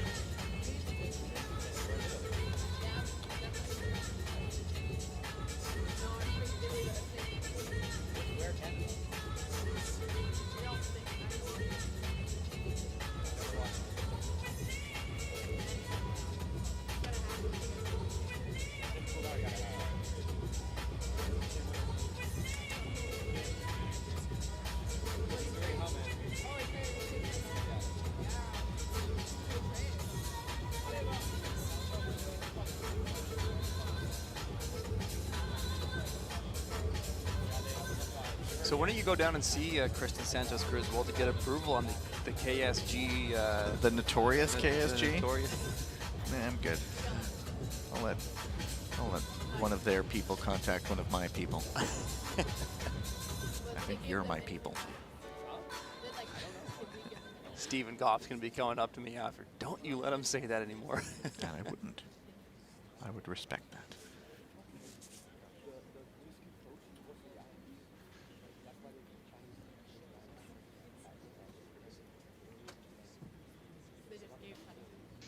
Final decision, penalty, skater number 72 from Indonesia. There you go. No advancement, just the penalty there for the arm block in the straightaway here. A good angle. And right across her there. On to the incident. Sometimes it's instinctual when you feel you're getting passed to want to put up the block and let those arms spread out and make it more difficult for your competitors. Heat number 4 has Kim Gili, Maya Dora Somori, Michelle Velzeboer, Katarina Buric, Barbara Gakova, Isabella Caicedo, and Eva Grenouillou.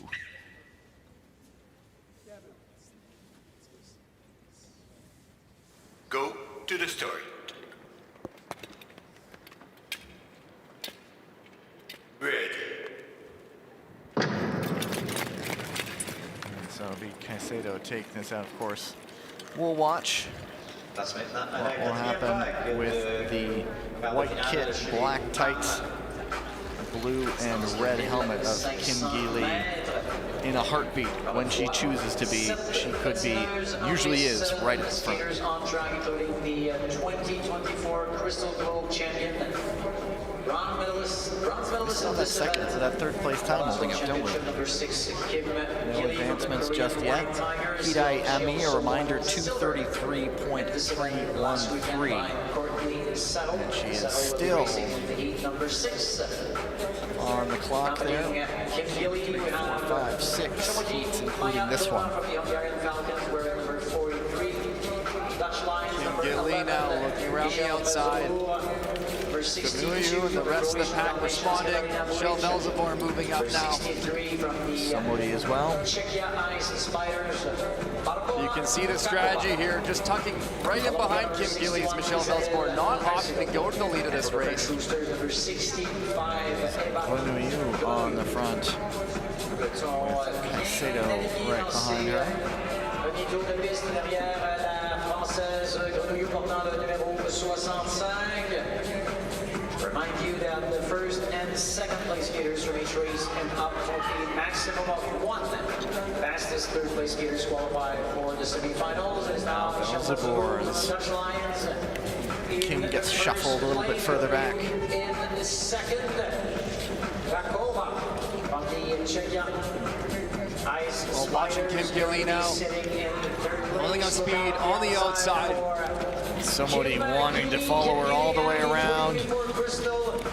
And a bump with Michelle Velzebor there. They're all on their feet. That will get looked at though. And Qualification right up there in third. Came back in the first 2 positions and pick a spot in the semifinals. It's anyone's game here in Montreal with 2 And 2 to go. And Kim Gilly deciding now is the time to be on the front. Michelle Velzebor trying to hang in. Somebody making a push for third and gets through. And Budic tries to get up for fourth and is through, and that review is cleared as Kim, in the end, never in doubt. Unofficially in the first 2 positions.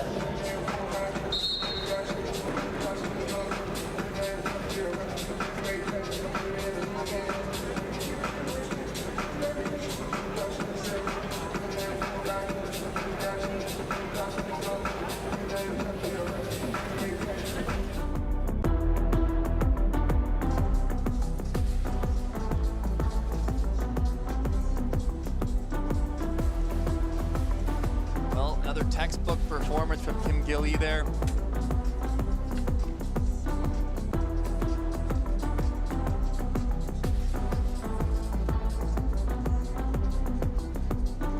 Wait to see the replay when Kim Gilly goes for her second outside pass to the lead, and just watch the feet, the blades coming together with Michelle Velzebor. That's this highlight coming up right here. It'll be on the following straightaway before the corner entry. See the feet coming together. Michelle Velzebor does a terrific job maintaining her footing and staying in this race.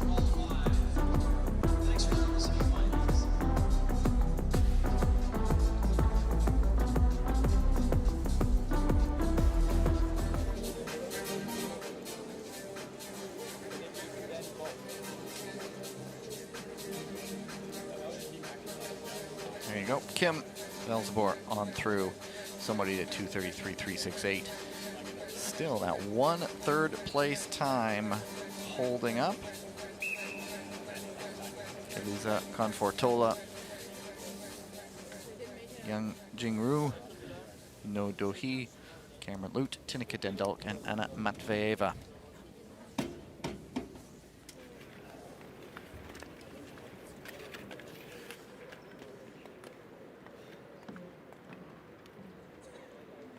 Go to the story. Ready. Confortola continuing the family business, so to speak. Yuri, Gloria, all competed. She is another one of the skaters from northern Italy, from Sondalo, in the Lombardia region. Of course, Milan is part of Lombardia. Lute, New York City, 21 years old, all on the front. Is she from New York, or New York State? What I read is that she is from New York, New York. Wow. although I could be wrong. Are you hoping that I break out into song? I was, but just interesting because I'm familiar with some other clubs in the state of New York, but not any within New York City itself. So. Place of birth, New York City. But she got involved at the age of 5 in short track in Virginia, which of course we do know there's a bit of a community there. The Virginia, Maryland, Washington, D.C. area. It seems a lot of skaters funnel through there on their way to Salt Lake City, where the national program trains. Well, this is making way more sense now, guys. We try. Lisa Confortola now battling back on the outside. She gets all the way around to the front. Luke right up on Deneau. Yang Jingru now winding things up from the back. She has a long, long way to go. Luke gets shuffled to the back. Yang all the way up to third, eyeing second. No. Trying to keep her outside, able to keep her at bay for now. Really is the elite 3 right now. Confortola. Confortola doing a great job picking the pace up and progressing the speed as we move to the final 2 laps of this race. Yang Jingru still looking for an opportunity, but Cameron Lute has closed the gap down to fourth. Back in the picture, Lute. Little loss of balance from Yang. How much speed is that costing her? Confortola holding them all back. And Noah gets second, Yang third, Lute fourth.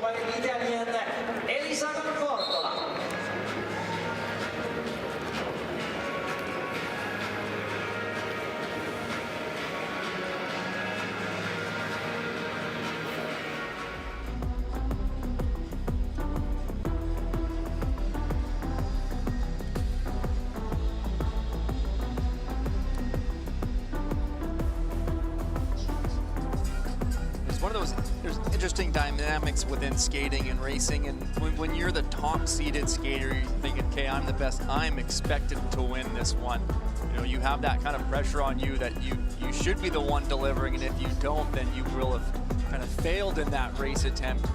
And you know, Elisa Confortola delivering the win here as the top ranked skater, but sometimes it just adds an extra dynamic of pressure on a skater when they are the top seed, and sometimes it's easier to be that dark horse, maybe that unexpected skater to go through, to be a little bit more aggressive. You don't have that pressure on yourself to think, okay, well, I'm supposed to go through because I'm the top ranked skater here. I'm kind of the skater that can mix things up, and it's just kind of getting that mentality right for the skaters as they approach those races. She nailed it right there. She did. Some challenge, but she comes through unscathed, Elisa Confortola. Well, it's something interesting for younger skaters who are, you know, always trying to move up the ranks and be racing with higher level skaters and being pushed that way. But at the same time, it's important for young skaters to learn how to win under pressure when they're expected to. And, you know, once you get to the higher levels, if you've always been kind of that lower seed skater, always trying to move up and be pulled along, you don't learn that ability to win with that expectation. 2 Canadian Ice Maples in this one. Soro, Boutin, Hyojin Kim, the Racing Ruse, Lisa Eckstein of the Wolves, Nicolas Mazur of the Hussars, and Chung Xiaoying of the Chinese Taipei Blue Magpies, although I don't see Chung out there. I see 5 skaters on the line. Indeed there are. The signal for this heat number 6 in the women's 1500 meter quarterfinals. This was one of the events Soro took a week ago. A couple of spots in the semifinals. We'll have from the Chinese Taipei Blue Magpies, number 94. Boutin may be wondering, what do you mean the race doesn't end at 500 meters? Wait, 3 times as long? Well, Kim Boutin this year, coming off that summer of training and really getting dialed in, Canadian trials showing her improvement across the board in all events, and showing that she does have the potential to mix it up within the 1500 meter, and especially when it's a slower start, it really plays to her favor in her top end speed. And she moved to the front, perhaps with that exact idea in mind. Hold them off, slow them down, kicked them when they least expected. Two skater from the Canadian Ice Maples in this heat. I agree with all those statements, but the last one. It's a metaphorical one. Okay. The reigning vice champion in this event, won gold at the World Courtney Serrano back to the lead. And talking of skaters who may, start to feel the pressure, that expectation to win, and coming off those two victories, Courtney Serrano now kind of feeling that, hey, I'm the top skater here.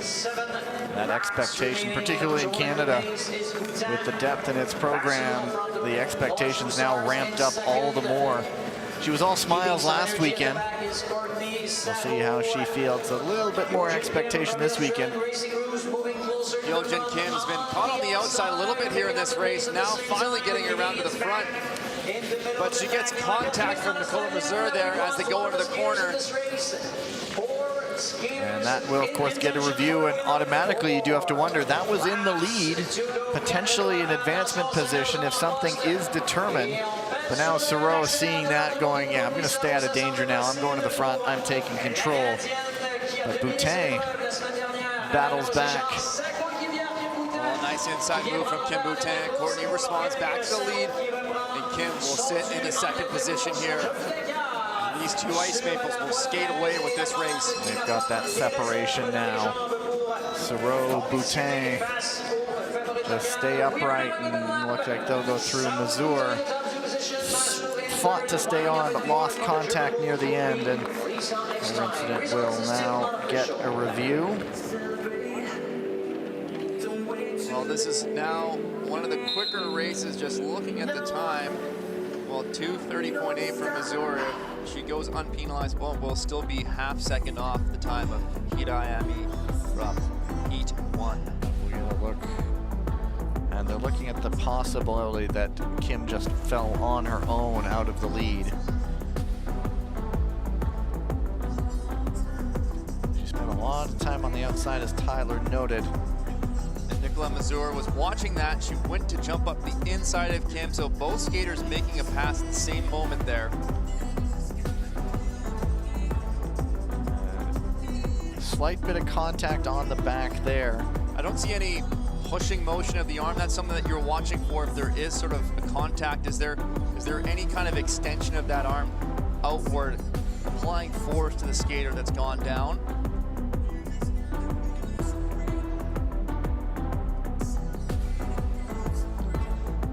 And yeah, it has been cleared. So just going down by herself, try to regroup. It's a good move to get up the outside. It took a bit to get up there, but when she did, would have been in control of that one. And so Serrano and Boutin moving right on through to the semifinals on Sunday. 3 heats to go. Next we will see Jaemin Jong, Camilla Cellier, Aurélie Lévesque, Florence Brunel, Leah Popovikova of the Slovakian Ice Deer, and Anna Jansone, the lone female representative of the Latvian Golden Stars. Go to the start. Red.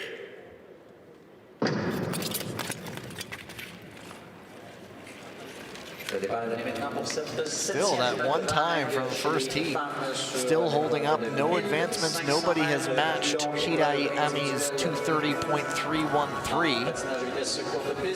Well, I was kind of looking at the field here and wondering if there's anybody that may try to go, because you have a strong field with Jaemin Jong and Florence Brunel, who are the heavy favorites to go top 2. But Camilla Cellier is a little bit more on the sprint side, so it wouldn't be in her best interest maybe to push the pace, and therefore didn't make any predictions, and this race is going a little bit slower again. But as the next 2 races come up, if this one goes clean, then that time advancement possibility starts to creep into your mind that, you know what, maybe that fastest third place finish will go through, and that starts to play on your strategy. 2 heats would go after this one. And the next heat does have Cassandra Velzebor in it, another skater who may try to slow things down off the start and let others push the pace if they want to. Florence Brunel now making her way around the outside. Revving it up, back up the inside. You want to strike when the pace is slow. to compete for a second time. And you see the lap time jump a full second there from the 11s to the low 10s. Now Choi Min-jong going around about, carrying a ton of speed out there. Cellier goes into the corner. Everybody's through unscathed.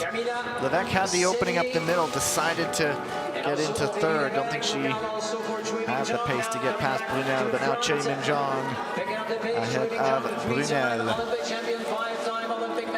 Well, Brunel in second, you can see her doing a lot of shoulder checks. So that to me kind of identifies that she's looking more for defending second rather than making a challenge on Choi Min-jong. Levesque all over the rear view mirrors for Florence Brunel. Oh, and down to that corner, we lost a skater. It's Janssonet. In this race, our top four still intact. Still the lead for Cellier, trying to maintain contact. It's Choi Min-jong on the front. Brunel, Cellier making a late push. What speed does she have left? Brunel is down, or Levesque is down. That will get reviewed. Choi Min-jong taking it. That one we do know for sure. Well, there is a contact there between Camilla Cellier and Aurélie Levesque that we will be reviewing on that last turn, but in position 3.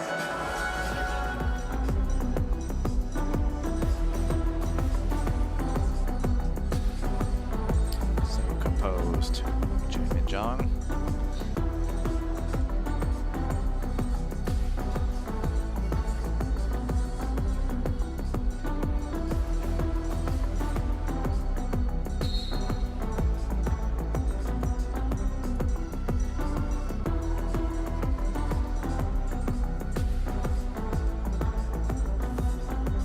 So it's possible lane change from outside to in on Camilla Cellier right there in the dying meters of the race. Right here. And Levesque not able to hang on, and spinning she goes.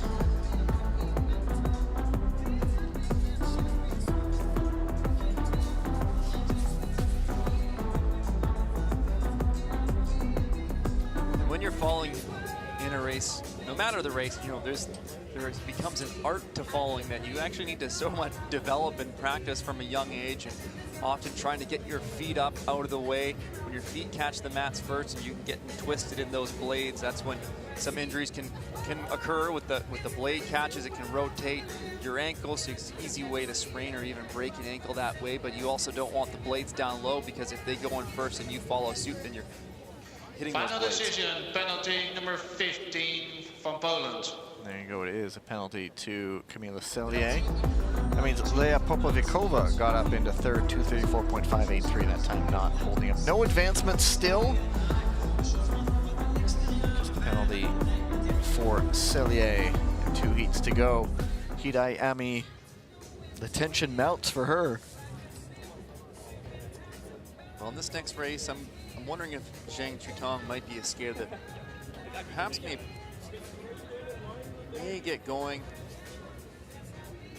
Here's the start list. Cassandra Velzebor, Gabriela Topolska, Zhang Chutong, as Tyler mentioned, Petra Vankova, Betty Muska, and Alyssa Puck.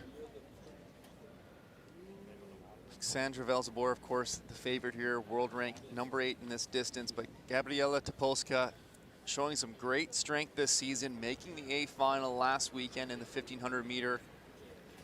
So Zhang Chutong, knowing she's up against some strong competition here, and maybe starting that idea of going for that time starts to creep in.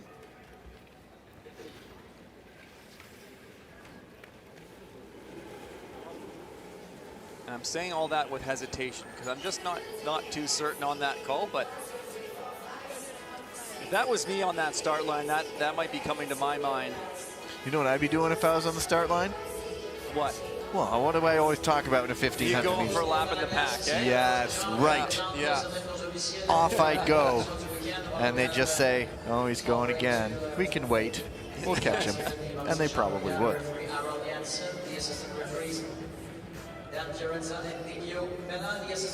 Danny LeMay is on the mic in-house here in Montreal. He was the assistant referee last weekend. he was the first to say final decision that caught my attention, and I knew I had to listen. Always important referee liaison, Mr. Well, Olivier. Danny LeMay, a very familiar voice in the sport of short track speed skating. I think he's broadcasted on, is it 5 Olympics now? You mean announcing? I think so. Yes, yeah, he was at the World Tour final last year. Live at the venues. Yeah, I know the first year when they were doing short track remotely, he picked up a few races in between his refereeing duties. But here we go. 1, 2, 3, 4, 5, 6, everyone to the line.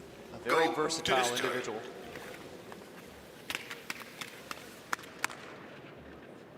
Red.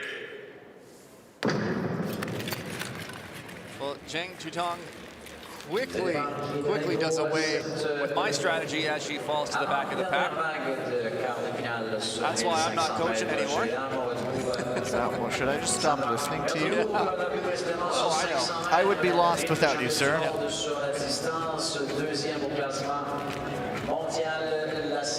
And Sandra Velzebor in control, inviting someone. Anyone want to pick up the pace? It's all you. She's more than happy to drop the hammer when she wants it. Topolska winding things up a bit.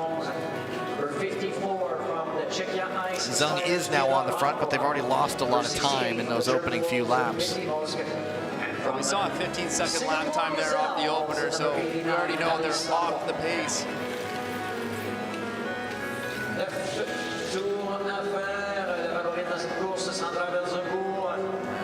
Velzebor back in control. Spécialiste du 500 mètres, mais qui peut bien s'exprimer autant sur 1000 et 1500 mètres, relayé en compétition Now things are heating up. sur cette distance la saison dernière. Vankova on the outside. Alors qu'on bataille ferme derrière. Up the inside of Sandra Velzebor. She now is on the front, the Czech Ice Spider. Vankova, a native of Prague, 26 years old. Dislocated her shoulder before the Worlds, or the Euros rather. Came back, I think, still went out and raced. Polska looking up the inside now. Sandra Velzebor winding up around the outside. Topolska and Zung both going. Zung gets the lane. Topolska changes plans, goes up the inside. And 3 to go. And Sandra Velzebor pulling Zung Chutong with her. Topolska missed that move a little bit. Now Zung looks for the lead. Great inside pass for Zong. She can't hold it on the exit. Sandra Velzebor taking it right back. And Velzebor at the front. Used to being there. She will guide it over. Topolska will push. Not enough though. And she'll go.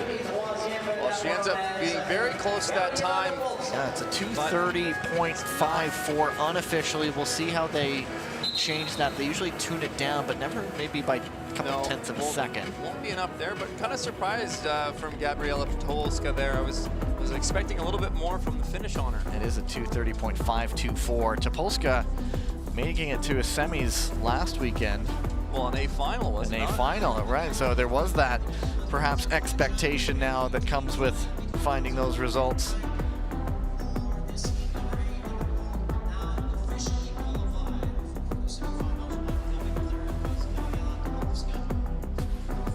So Velzebor and Zung. And Topolska will have to go through the repechage, but that still is one of the faster heats we've seen. One more heat to go. Now, they were slower in those first 3 laps, but then the pace really started picking up, so they came within striking distance. Heat number 9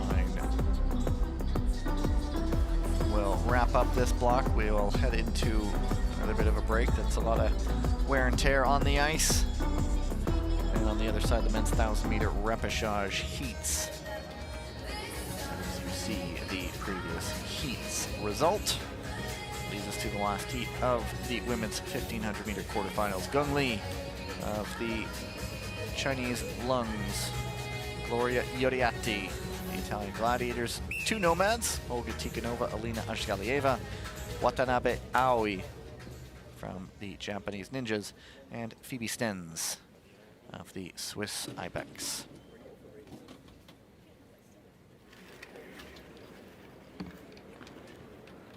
Go to the start.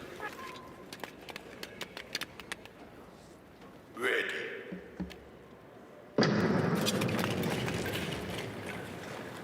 And that time, still holding up. One more heat to go.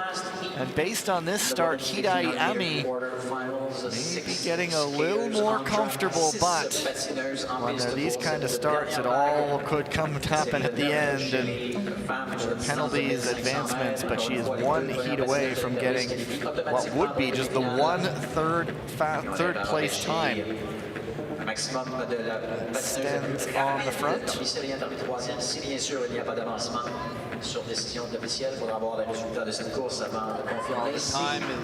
is burning away here. 15-second lap, 14-second lap. From the Swiss Ibex, number 90, Phoebe Stenz. From the Japanese Ninja, Watanabe Aoi. 2 skiers from the getting to the front. Number 49, Alina Ashgalieva, and number 42, Olga Tikhonova. Representing the Italian Gladiators, number 16, The frequent reshuffling of the order. And from the Chinese Longs, number 18, He says, nuts to this, I'm off. Tikhonova getting up there behind Gunn, watching for the Azzurri. Gloria Ioriatti made a little move to pick up the pace. That was just to get to the front. 7 laps to go. 7 tours à faire pour nos patineuses. Nouvelle meneuse dans le peloton, Watanabe Aoi qui... Now the pace is starting to pick up. Watanabe out front here. Aoi from the Japanese Ninja. Watanabe, Gong, Ioriatti, and then the Nomads, and then Stenz. From the Italian Gladiators, currently sitting in 3rd, and the 2 skaters from Keep an eye on Gloria Ioriatti. 4th and 5th, Olga Tikhonova and Alina Ashgalieva. Watanabe on the front. Wait is still feeling a little bit precarious. Right now, the 26-year-old from Tokyo on the front, but now Gong Li deciding that's it, let's go. Watanabe getting jockeys pushed around a little bit, losing some speed. Hard to respond to those attacks from Gong Li and Gloria Ioriatti. These are the top 2 seeded skaters in this distance. Ioriatti, comfortable enough. Happy to settle into 2nd. Gong Li will take it. Gloria Ioriatti into 2nd. Nothing getting reviewed there.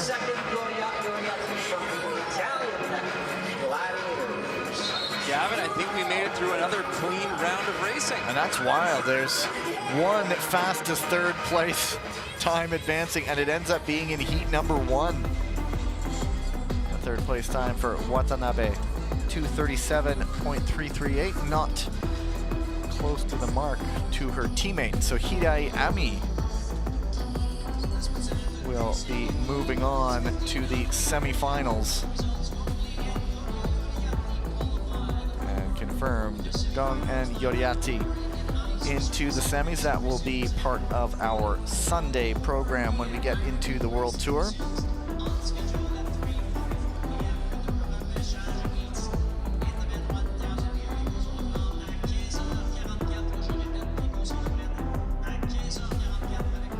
And they're just making the announcements. 3:44 is when we will get back into it. That is 14 minutes from now here in Montreal. So grab another break. We'll be back.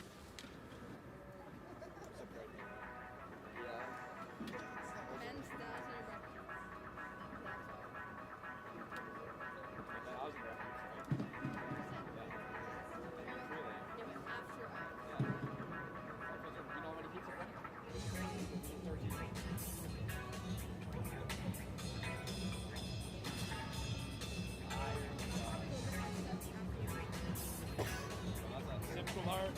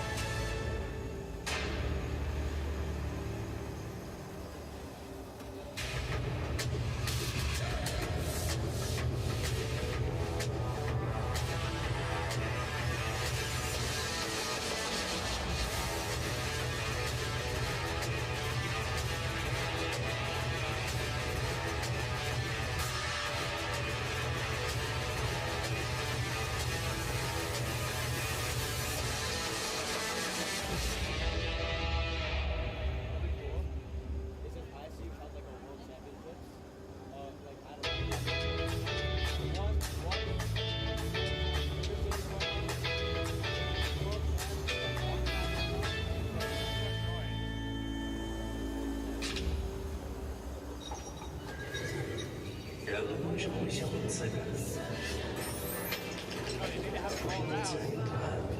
Long track, short track, figure skating, all around, all around. No, I'm winning. I'm world champ. You realize long track. Yeah. 天性自然，自然而然。美国结合练习本土自然。 If I train, you don't think I can do a 37 if I train? Hey, if there was a world championship for it, then I would train quite a bit. You know Sam Burrow did our first thing. That was great.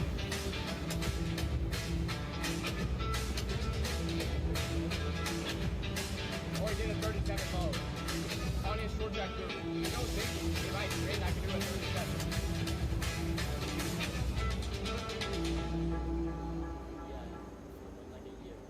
Like 1 year? No, like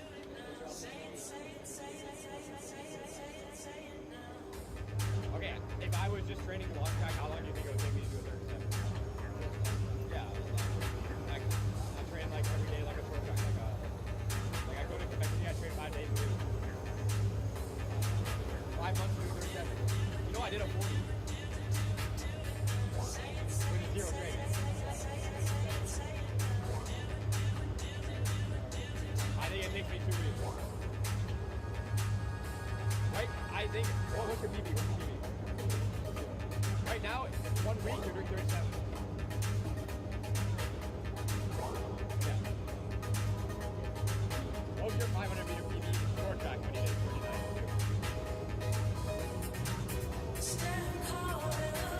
44?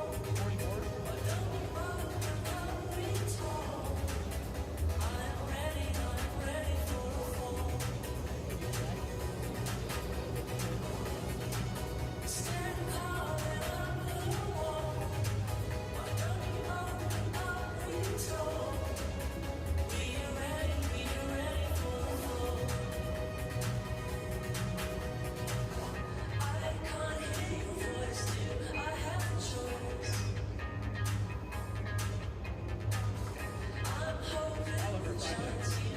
2022 March. You had a 44. You're now doing 40.8 on short track. Your legs are capable of doing it. You don't think you can do a 30. You don't think you can do a 37.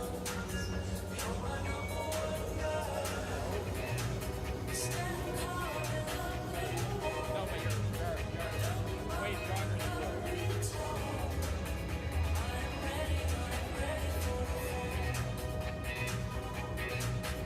In short track group, no training, 37.9. Am I as good as Sam? No, but I think with a couple weeks of training, we can do 37.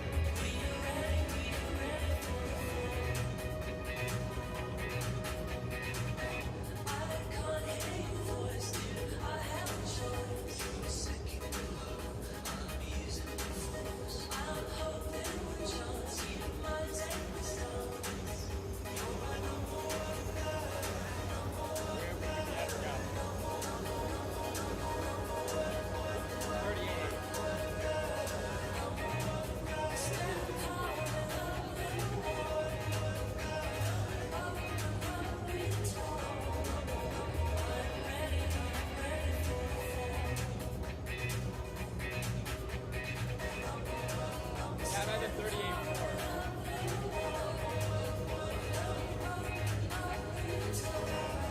I think if we train for 2 weeks, we could be close to 37.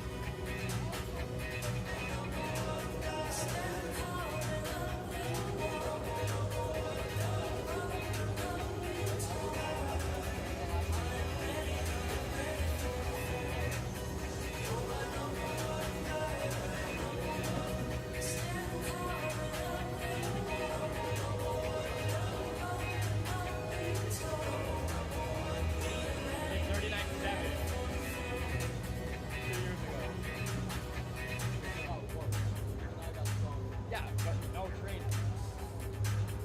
Do not train a single second. You telling me you can't knock off 2 seconds if you train 2 weeks?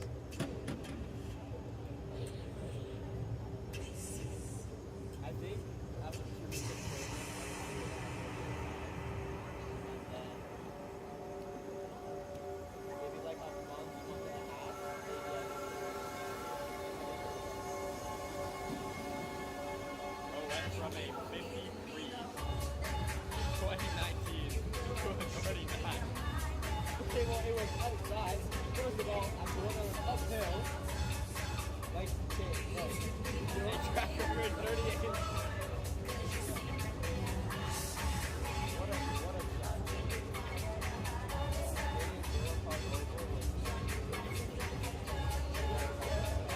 On God, we can do 37. If Snap could do a 37 with no training and long track boots, if we have if I had long track boots, every train for 2 weeks, we can do 37. Yeah, I didn't need to practice I didn't need to learn how to do a start.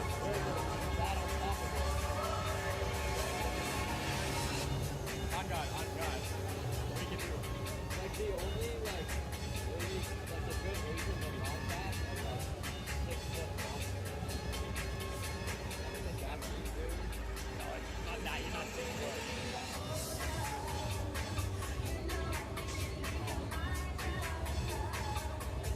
Well, this, I think, on strength alone, I can do a 37 with training.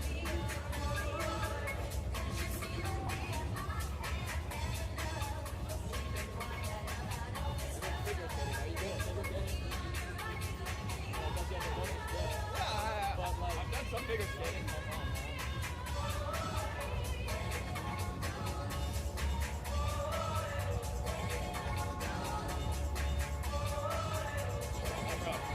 I believe in us. If it was a challenge, 2 weeks to do a 37, we can do it. Okay, we'll see what the short track guys who get picked for the long track can. What they do in the 500.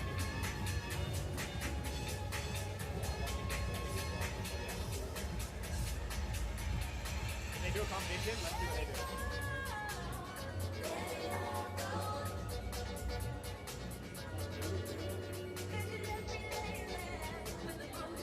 I know like the CRC, like Shaw Ray's doing it, Andy's doing it. Bro, I'm God. Is that your guy, Theo Collins? Or that Niall? Like Niall. Oh, he's up here. Yeah, you gotta make it up for that peak. Another good thing about the pool, it gives us incentive to watch. Like if we have guys.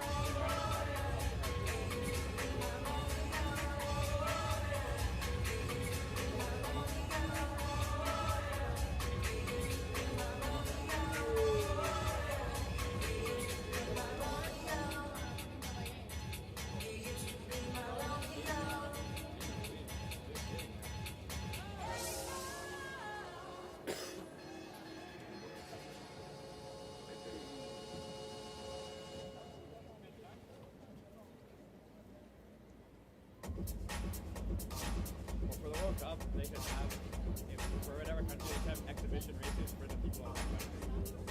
Like, we should have, like rounds for us. Like a 500 meter exhibition. I toss a turn, I keep stress in my mind. Just I live a piece, but see be I don't 30 to take. What I need for keeps this every game we play.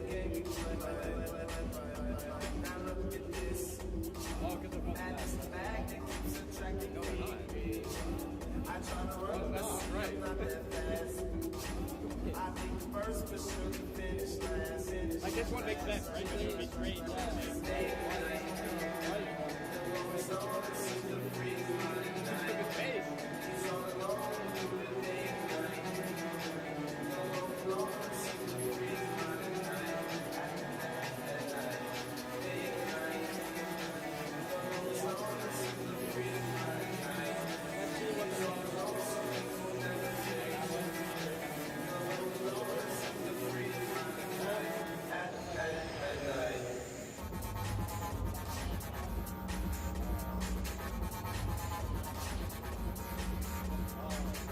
Dans quelques instants, on passe à l'action chez les messieurs avec le tableau de repêchage. Dernier espoir, ces patineurs doivent être se faufiler jusqu'au tableau principal de l'épreuve de 1000 mètres.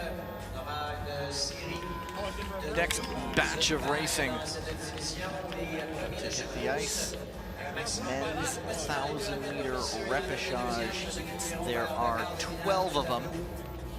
First place skater from each race and a maximum of 8 fastest second place skaters qualify for the repechage quarterfinals. That will be part of our Sunday morning program. Heat number 1, both the Wolfhounds together in this one. Sean McAnuff, Liam O'Brien, Niall Tracy, Rich Royals, Adil Galiakmatov, and Jakub Karabin, the Slovakian ice deer. So, of 12 heats, it could be 8 fastest skaters going through. You'd like those percentages if you were in the 1500 a moment ago, where we saw 1 skater come through out of 9 heats. Go to the start. Ready.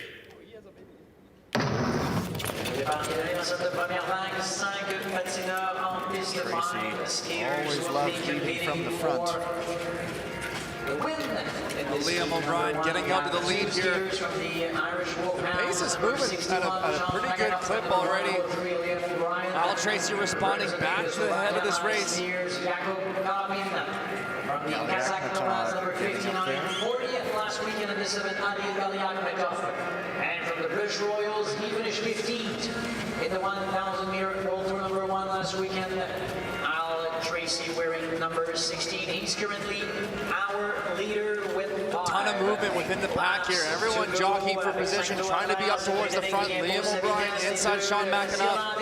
McAnuff, that mane of red hair flapping in the breeze. He tries to close up on Galiakmatov. Tracy leading the way, wants this to be as drama-free as possible. Him coming in, ranked number 10 in the world. We'll bring the lap times to sub-9 there. 8.9 was the last lap. 8.8 on this lap with Niall Tracy really pushing the pace. Galiakmatov closing back up. And at the bell, still Tracy. Galiakmatov sizing it up. He's gritting his teeth. What's left in the legs to try to force a move? Not going to do it. It's Tracy getting through.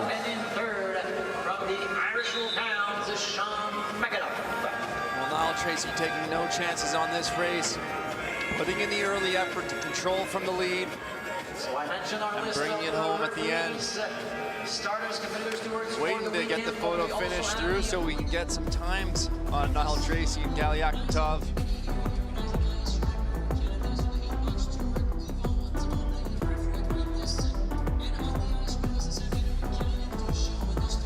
The 1,000 meter is really just such an interesting race because of being that middle distance between the 500 and 1,500 meter. It can easily turn into a bit of a sprint race in many cases where the pace is just so high throughout. 26.820 is Galiakmatov's confirmed time. And as you pointed out, there's always an initial time when the timing mechanism triggers the line, but then they refine it where they go where the blade front touches. Yeah, that's when they go to photo finish. So what I think the initial times are being pulled from is they're wearing transponders. So you actually can't see them because they're below their skin suits, but if you look closely at their ankles above where their skates are, there's a transponder. And when they cross the beam on the line, that's what's picking up the time. But then they're going to go to photo finish and pull from the blade tip from when the blade crosses the line. And that's when we see the adjustment to being a little bit faster.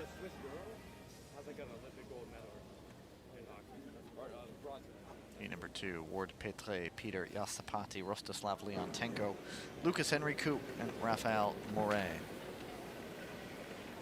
Go to the start.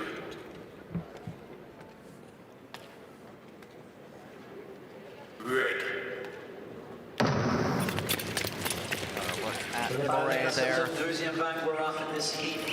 Turns 33 next month. Number 74, number 45 from the Hungarian Falcons. Swiss program, often drawing from hockey. They try to build, building awareness of the sport in a country that may not have heard it before, because in Switzerland, yeah, it's a winter country. 6 laps remaining. The pace is set by Ford Petre on the front, regular in the relays. Broad-shouldered skater. Ford Petre putting in some work out front of the lead here. He had a nice inside pass earlier on Lucas Henrique. The pace is moving at a decent pace. Sapati wanting the front as the speed really kicks up now. Lap time under 9 seconds for Sapati. Koo, the Brazilian Bluebird, trying to get up there for second. Well, watching these first two races go off, you can feel the urgency to get a good time, as well as a contact from Lucas Henrique on the back of Ford Petre. That really kind of transferred some speed to him to keep him going. I'm talking about, it's like the broad-shouldered Petre, a big guy, and if you're bumping into him, you're probably going to lose the battle. And Koo dropped a whole bunch of speed. Let's wait and see for the official results. And it will be reviewed. All good between the two, of course. Love the respect between skaters. Let's go out, let's have a battle out there, let's have some fun. But after it's all said and done, hey, that's just part of being competitors out here and enjoying the sport. Petre didn't really move that much when he had the much smaller skater coming up behind him. But really, it gave Petre a bit of a boost. You could see the legs were starting to get a little bit heavy. He was pulling a lot in the front of the race there. Bump. But it kind of transferred that speed to him. He was able to stay on his feet and keep going.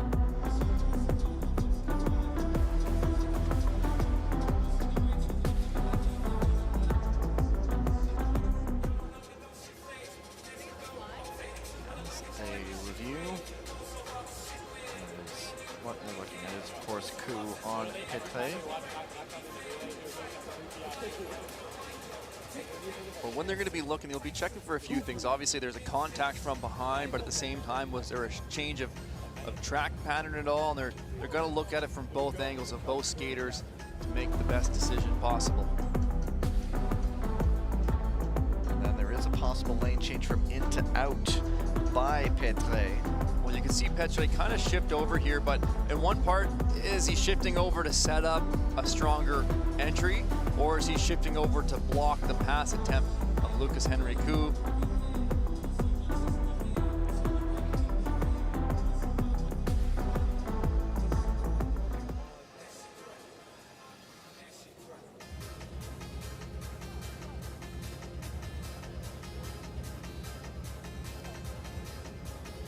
Coaching staff waits eagerly for a decision. Joey Mantilla, long track Olympian, now head coach of the Belgian Ice Bears short track program. I think it would be better if it didn't look like it was. If you want some great training tips, go check out Joey on YouTube. Final decision, penalty number 74, Belgium, and advancement numbers 62, Brazil. And there you go. It is the lane change. That was the call. This is always the angle.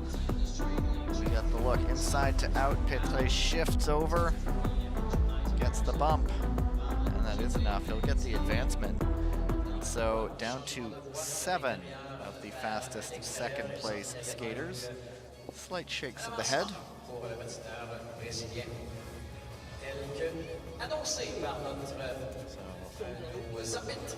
Sapati goes through. There's heat number 3, Miyata Shogo. Doing it the long way, going through the repechage. Nico Anderman, Lin Chunche, Etienne Bastier, Maxim Maximov, Yaroslav Morozov.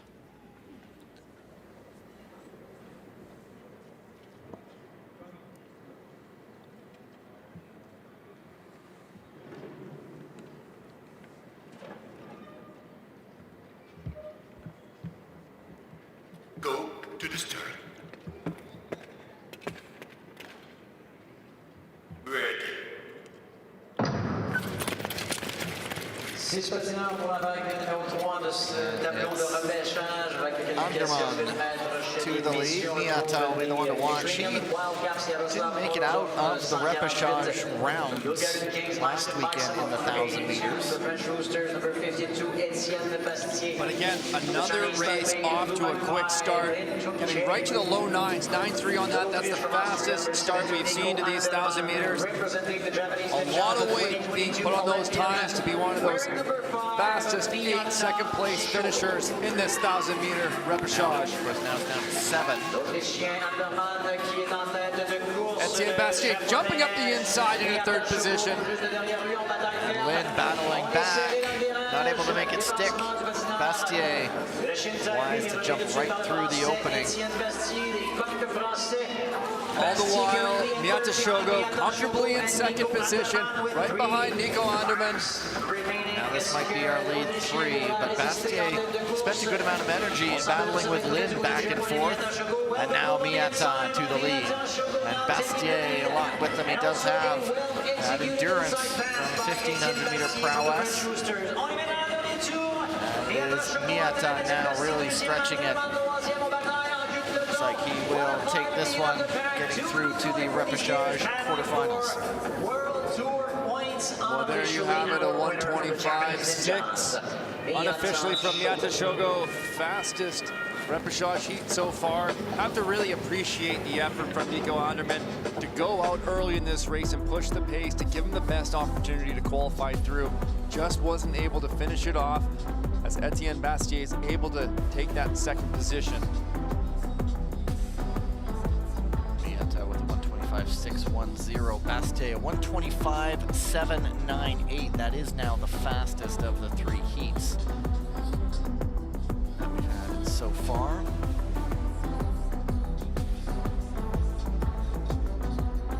Number 7 of 12. And we've moved to 6 skaters in all the remaining heats, so that's a very full 1,000 meter race. We were talking earlier, Gavin, it used to be 4 on the line in the 500, 4 on the line in the 1,000 meter, and now they've started to introduce more skaters to the races, going upwards of 5 on the line in the 500 and the 1,000, but in these repechages we see them pushing that to the 6 skaters on the line. It helps them get through more races more quickly, but of course more skaters in a race means more drama, more action, more excitement, and it's a lot more fun for the viewers as well. However, a lot more challenging for the skaters on the ice, having more competition on the track. Of course, safety is in the back of mind, and you don't want to overload it more than a sheet of ice can handle.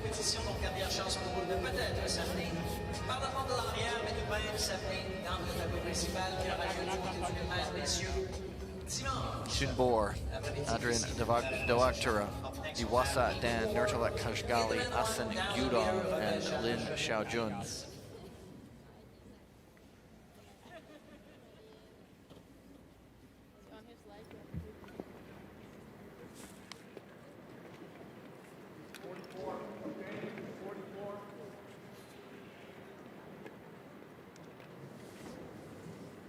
Go to the start. Ready. And Lin, so prominent now, he has no problem just slotting into the back. You mentioned just about every race he's in how good he is at passing, and it's just, I think it just shows, doesn't it, shows supreme confidence. You know what you're doing. Passing is such an incredible skill for a skater to have, and Lin Xiaojun, that is one of his best skill sets. If you're going to do, a rating for skaters, like a video game, what's their top speed, what's their passing, what's their endurance, what's their tactics. Well, Lin Xiaojun is right up there amongst the best when it comes to passing, and it's something that is not easily done. He can just adjust his speed, fit into the smallest gaps, and he works his way through the field, now into 4th position. Now Lin, not always taking control of the races, but because he has that passing ability, he's comfortable within the field of the race, within the middle of the pack. Picking them off one by one. And Dewaktura goes down. That is always the danger if you're a guy who likes to move through the field. He's behind him, but now the heart aflutter a little bit as the near miss sends Lin Xiaojun off. Junbor trying to follow, Iwasa Dan trying to keep it close, but it is Lin with 1 to go. Iwasa Dan, I think she's going to run out of ice, but Lin's going to take it. Boer in second. place in the next round, unofficially winning it from the Chinese Or wall in second. is Lin Zhaojun. And to continue that thought process on Lin Zhaojun, it's the fact his ability to go inside or outside. We see a lot of skaters, they tend to have a preference on how they make their passes. They'll trend towards inside more or outside more, but with Lin Zhaojun, you see it coming from all angles. He'll be going up the inside, he'll be jumping to the outside. It makes it very difficult to defend when you have someone who's so versatile when it comes to passing. Really just going down on his own. I don't think that was getting reviewed. But Lin, knowing that you're not going to lose the race with a slower start, more than happy to slot into the back, let them duke it out in front of him, and then when he decides, just sliding through the field one at a time.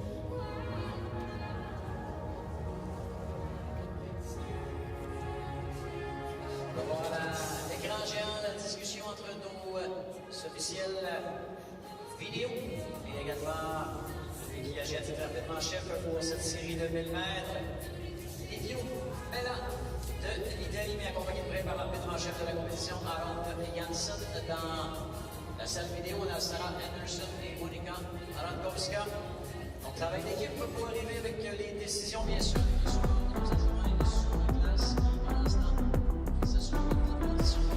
There's Lin. So that inside passer, Lin Zhaojun there, you could see he was carrying some speed. He was able just to adjust his speed, and you don't often try to break, but you can see he just kind of managing. Watch the footwork here, just to tuck in.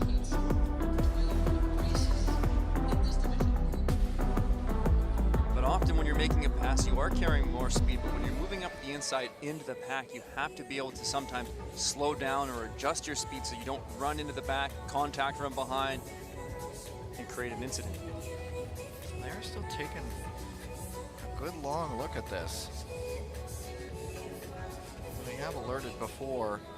It is possibly Nurtalek Kajgali getting looked at on Iwasa Dan. And sometimes the room, we said before, goes out to the referees on us and say, hey, we want to take a look at this. No penalty, share responsibility between skater 44 Japan and skater 107 Kazakhstan. There you go. So in the end, shared responsibility. But yeah, sometimes the review room downstairs gets on the horn and says, I want to take a look at something, and that might be what happened because there's nothing flagged right away. And shared responsibility there. That's where it was. Iwasa went out wide.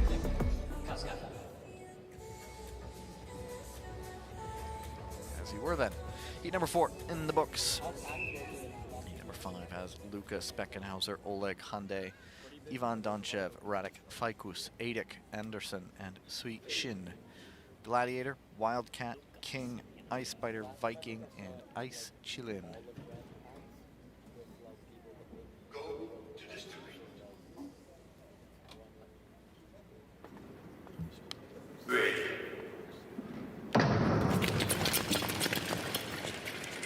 Le départ est donné, ça semble bon pour notre vague numéro 5.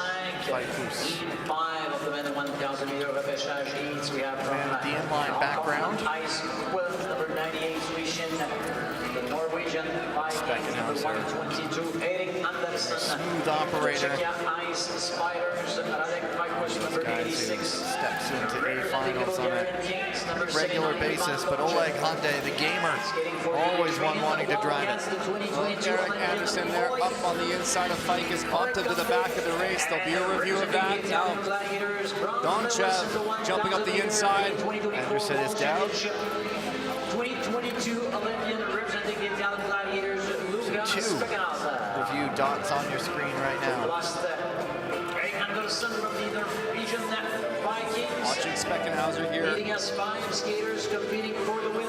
3 laps remaining. First incident would be on Anderson. Possible failure to give way. Second position is Luka Speckenhauser with a bit of a gap between him and Oleg Hyundai. We'll see if he uses that to create a pass. Something to accelerate into. He's checking over his inside shoulder, making sure he's not giving up too much space on the inside. Now he makes the move. Hyundai, they go shoulder to shoulder. Hyundai loses that battle, and the door opens up for Ivan Donchev to come through.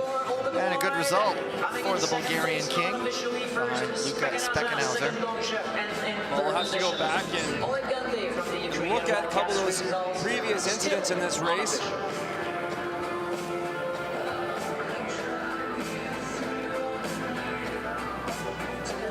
Opportunistic when Hyundai went out wide.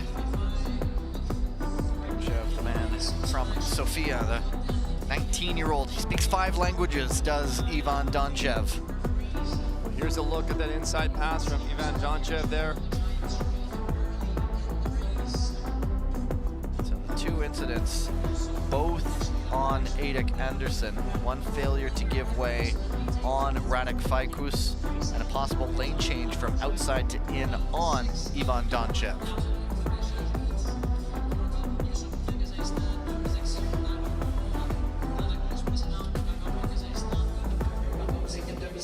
Finishing my thought there quickly. The 5 languages: Bulgarian, English, German, Portuguese, and Spanish. Multi-talented individual. Shattered dreams for yours truly. Would love to be one of those polyglots. He gets to drop into a whole lot of countries and start talking. It's never too late, Gavin. Never too late for this brain. It's always impressed by those who can. And then, of course, you know, international level short track speed skater, yada, yada, yada, yada. And he's 19.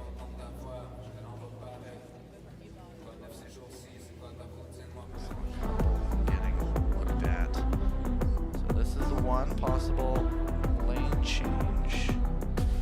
Might have been failure to give way there. So possible getting looked at. Right, that's the first one. Possible failure to give way on Fajkus.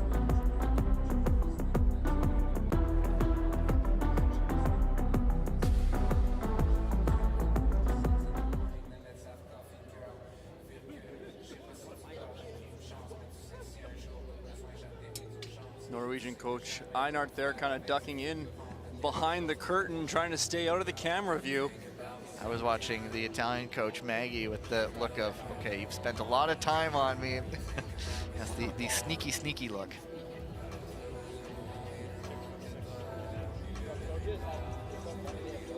Nagy formerly coached in Calgary at the Olympic Oval.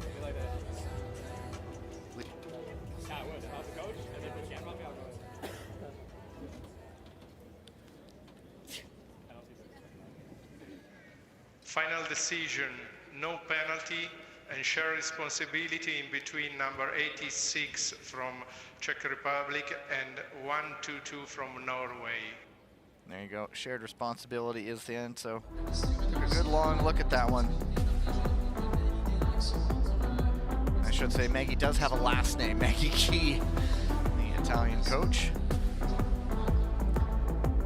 It was a look of bemusement of, okay, you've been on me for a little bit, but yeah, it's always interesting to see the reactions of coaches waiting the word on race results. But Luka Spekenhauser taking that one, Donchev. Now wait and see how that time holds up. Red. Something of an eclectic mix in this one. Hard to handicap. Peter Grosclose, Lucas McDonald, Lujan Schwo, Claudia Jagal, Daniel Abog, and Martin Prantel. So we've got the Tamara, the Ice Kia, the Ice Chilin, the Maharaja, the Cobra, and the Dalmatian. Abog may be the one to watch in this one. Lujan Schwo, another interesting one. Schwo too. New Zealand Ice Keys, Lucas McDonald, and representing the Philippines, Tamarad, Peter Joseph Grosclose. 6 laps remaining. I do like to see Daniel Ibach pushing a little bit more to the front. I feel he's one of those skiers that sometimes finding himself a little bit more towards the back and having to make those late passes. I'd like to see him show his strength from the lead as he attacks to the front of the race. But Lujan Schwo, quick response. Ibach up the inside, shoulder to shoulder in that corner. Both skaters on their feet. Both just hanging on, but the door opened up, back up for Lou. And he will jump to the lead. Peter Grosclose making an attempt at the inside, it's not there. Second, Grosclose in third, McDonald in fourth, nothing's played out yet. We're lapping up time to go. Abog trying again. This time it's not there also. Lucas McDonald on the outside. Can he make another late move? Gonna jump up for third, I believe. Abog and Lou. Lou taking it.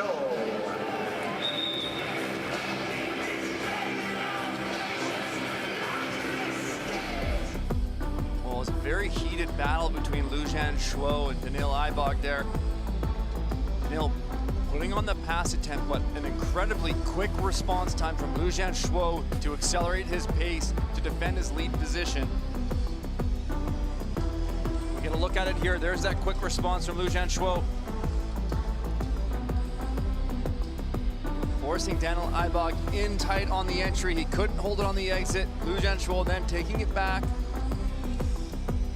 He battled. Lou holding off the 2022 Olympian.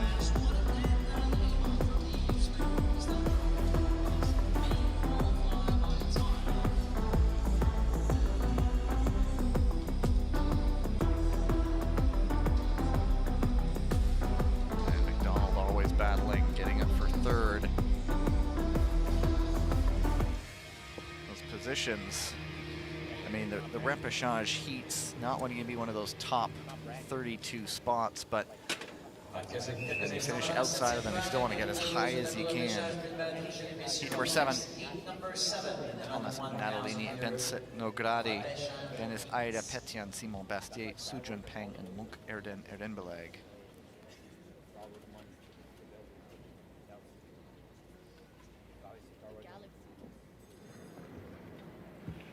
Go to the start. Ready. So on track is heat number 7 from Mongolia.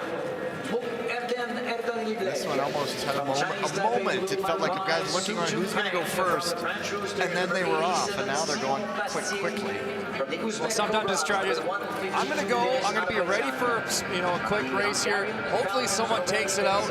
But if nobody goes, then I'm going to strike. And it feels like Ben Nagradi was doing just that. He kind of was looking around. With somebody go, nobody's going. Okay, I'm going to get this pace moving because Thomas Natalini is going to be tough to beat in the finishing laps of this 1,000-meter. But if you're looking back at times that may or may not get through, that moment's hesitation could prove costly in the end. But they're moving now. After low 9s, they're moving at a good clip. Natalini forcing his way up the inside. Ira Petian going off after going shoulder to shoulder with the big Italian. Good pace here, but Bastier making contact as well. Third place is Simon Bastier from the French Roosters, battling for second place. Natalini now off and away. A couple incidents getting looked at. He is well and truly on his way here. But it is a possible, what is being looked at is actually an Ira Petian, possible lane change from outside to in when he knew Natalini was coming. Going across, but Natalini, one of the taller skaters, and take a lot to throw him off.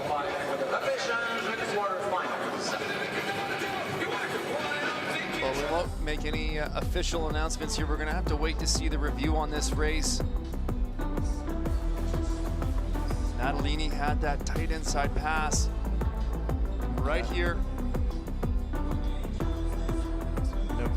Nogradi did get up for second in the end behind Natalini. 127.134 for him. Now the second incident is on Bastier for our possible lane change from outside to in on Sujun Peng. Well, when you're starting to fatigue late in the race, you want to close that pass off as quickly as you can, but if you do so too early and you come across and you contact that skater, that can be that penalty for lane change from outside to inside. Bastier across the line in third.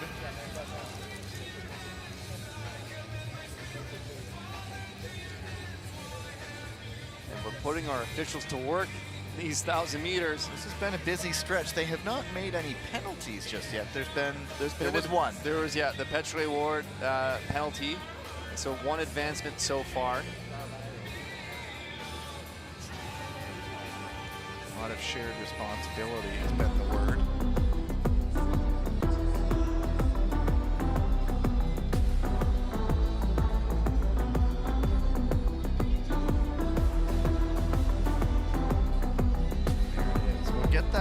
We get that head-on look, usually right after the review is done. Possible outside to inside move from Simon Bastier.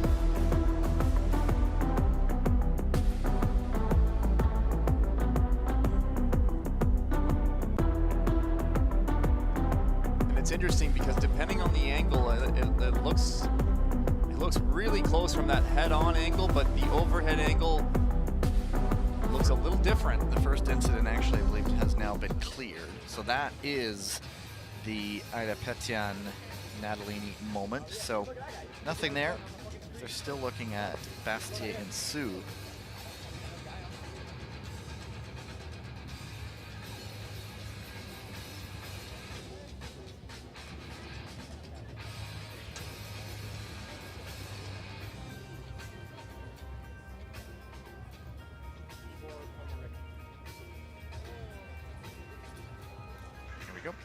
Final decision, penalty, number 87, France.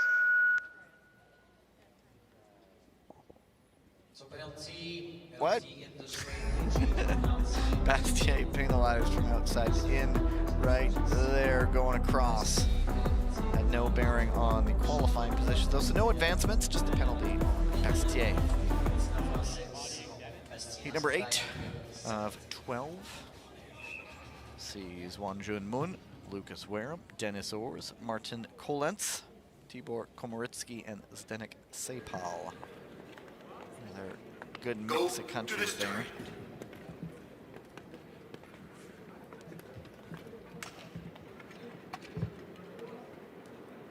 Ready.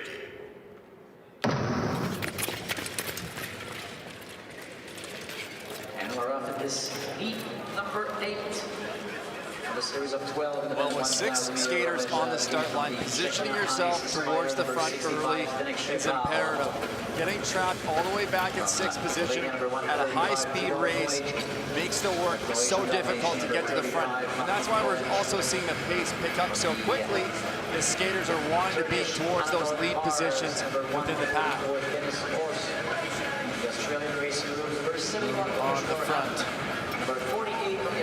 For second, Sepal bump with Ors. Ors goes out wide. That will get looked at. 5 laps to go at In second right now, Tibor Komoritsky. Got a rank of 122nd in the world.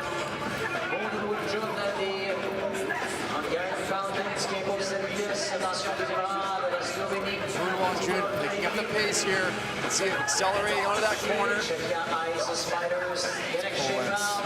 Windows might open for him. It is still moving. The gaps now start to open it. Just skating everyone else off his rear. 1 to go. Wareham coming up on Komoritsky. Going around the outside. Komoritsky fighting to defend that inside line. The reach to the line. I think Komoritsky might have it for second.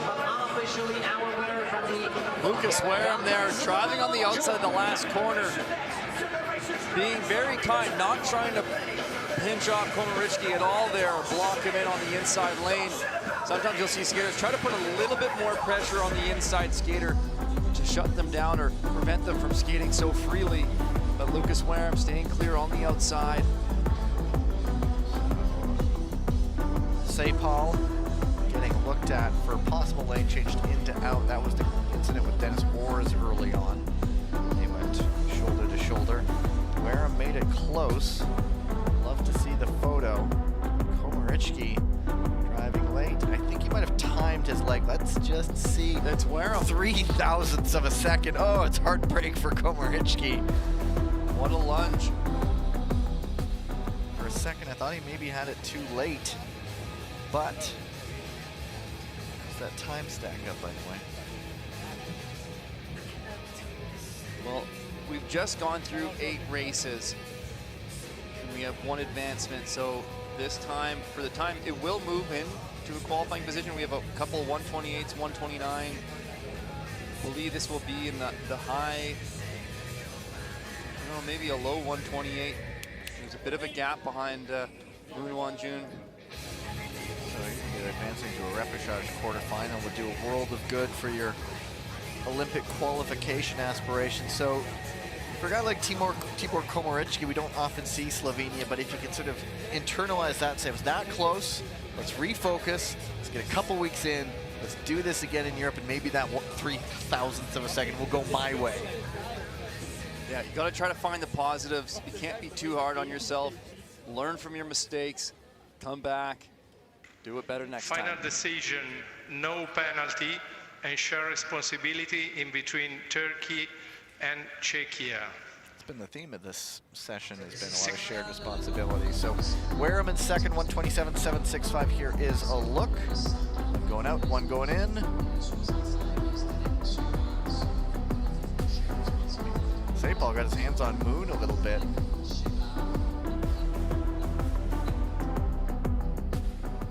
Alrighty, here we go.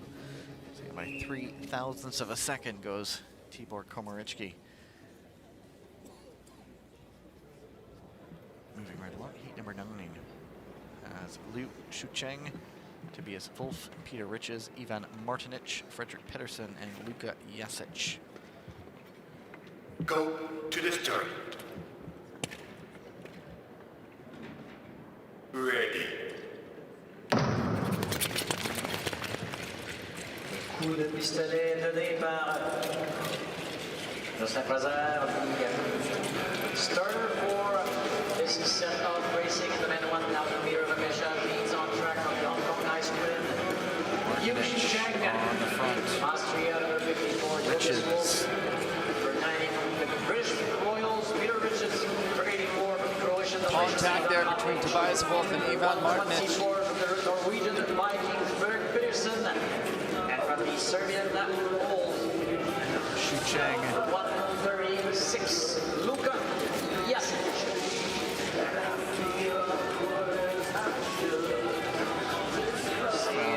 Hong Kong, China. Qui est en tête de course, repris de l'intérieur par Yu Cheng. Yu Cheng up in the lead of this race. Isaac Woods maintenant en tête de course avec 3 tours à faire with 3 laps to go. Liu in the lead. He's still just 18 years old. He's had a good couple races here, never really gives up the fight. Jasic, another one who's had some results. Rich is sitting in third right now. Here comes Frederick Pedersen. Once incident getting looked at, possible lane change from outside to in. And it's 2 down at the front. And Riches could come through to take it. Unofficially our winner from the British Royals, Peter Riches. Well, Luka Jasic was looking for that inside pass, diving in the second last turn, and as he comes out, he contacted the blade of Liu Cheng, which took him down to the ice, and they both fell as a result. And a 127.3 for Frederick Pedersen will make things interesting. The first incident is a look on Ivan Martinic on Tobias Wolf for a possible lane change right there. You can see the movement down the straightaway from outside to inside. And the other one would be contact from behind, and that could advance Liu as he was at the front. Let's see, watch it coming around the corner. It's gonna be this one here. Just in such close quarters. Yeah. And Jasic, I think he was gonna throw a hand down there. He might have known. Of course, the blades, you don't mean to get them tangled up, but in such close quarters with such big blades. Is blade control a term? I would say that. I think that's a fair term. Tactical blade control? Awareness, blade awareness. It's one of those instances that you can see how tight Luka Jasic was on that turn and then trying to make a pass. That's where if you can create that little bit of a space to accelerate into, you're going to avoid that contact. We're seeing a lot more of this. There's the first one there. We're seeing so many reviews because, as you have pointed out, the repechage heats, not that there's ever a time that you want to get a penalty, but it's where you can be a bit more cavalier, not cavalier, but you're You'd be a bit more aggressive. There you go. wanting to get Aggressive is through, the- right? because There's no second chances. This is your last chance. There's the blades just getting caught up together. Rich is incredibly close there too. But yeah, so it's because if you don't qualify for the repechage quarterfinals, that ranking is kind of well outside those Olympic qualifying positions anyway. So you're a little more aggressive, and that's when incidents may happen. But the first one's cleared. That was the Martinich and Wolf incident. We're still looking at number 2, which is Yasic and Liu. Well, if we get an advancement of Liu, there's going to start to chew away at those time available spots. And the time of Frederick Pedersen, as you pointed out, Gavin, is not the fastest, but it's faster than a few of the times that we have on the board right now. So that'll start to could potentially be 3 skaters moving through this race to the next round. Looks like rulings have been made, and to the ice we go. Final decision, penalty number 136 from Serbia and advancement number 97 from Hong Kong, China. There you go, it is. So Yasic penalized, and Liu, who was at the front of the race in an advancement position.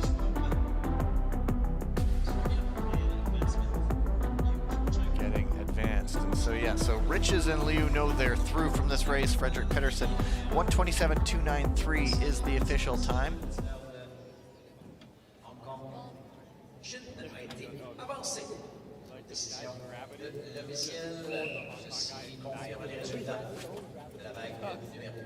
Heat number 10 of 12, right.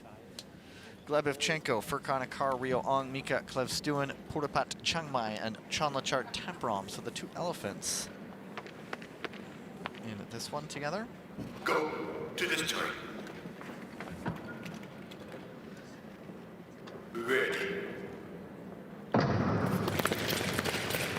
Taprom. That one will be brought back. The rare collision.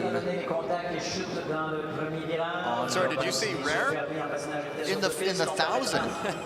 That's what I was getting. I was trying to put my words together, and someone interrupted me.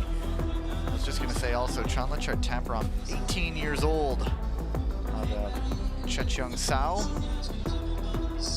But I'm right, though. We don't often see these brought back in the 1,000. Well, it's just showcasing the want for skaters to get this race off quickly. Obviously, we have there's a battling for the start there. Skaters wanting to get to the front. 6 skaters in that field, and that thought of time still being on the table. Right now, the slowest second place time we're looking at is a 1:28.03 by Ivan Donchev. That's very, very feasible time for these skaters to accomplish. So they're starting to look like, all right, we can do this. So putting some pressure on the time, and that's, I think, why we're seeing that battle off the start position. In the last 3 heats, we could see those battles really intensify.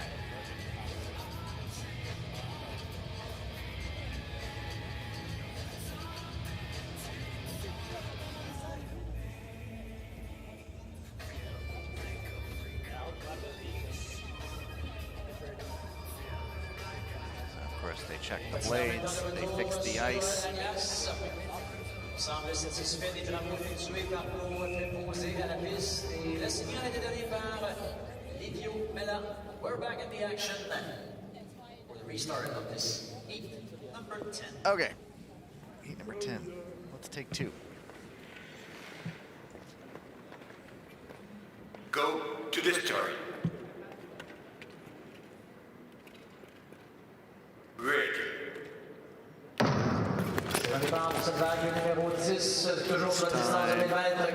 They tiptoeing a little bit on eggshells, going through, coming through cleanly. Evchenko, Taprom now getting to the front, his teammate joining him. Mika Klevstuen, the Norwegian Viking, coming up. From the Norwegian Vikings, number 123, Mika Klevstuen. And 2 skaters from the Thai Elephants, number 139, Evchenko and Akar. number 140, some work to do to get up there. Carr sitting in 4th right now. The 3rd. Eyeing 2nd, still not getting the opening. Now there is Klevstuen all the while getting away a little bit. How can he hang on to his speed? 3 laps to go here. Kanakar closing his gap down. Dragging Evchenko with him, and now there's such a big speed difference. Klevstuen holding them both off. 1.5 to go. This would be a valiant effort by the young Norwegian skater. A car almost standing up. Where's the opening? Here comes Evchenko.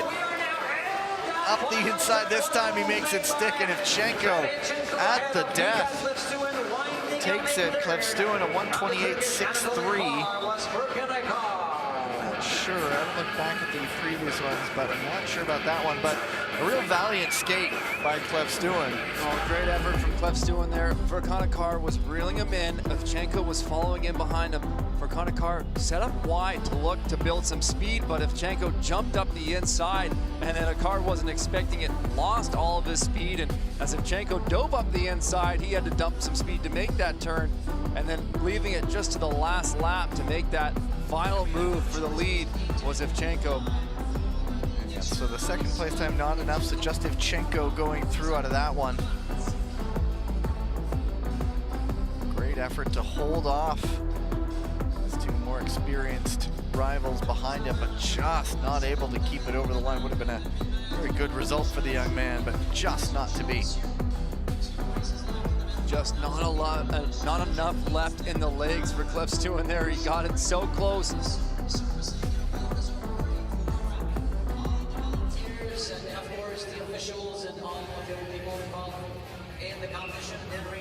Two still to go.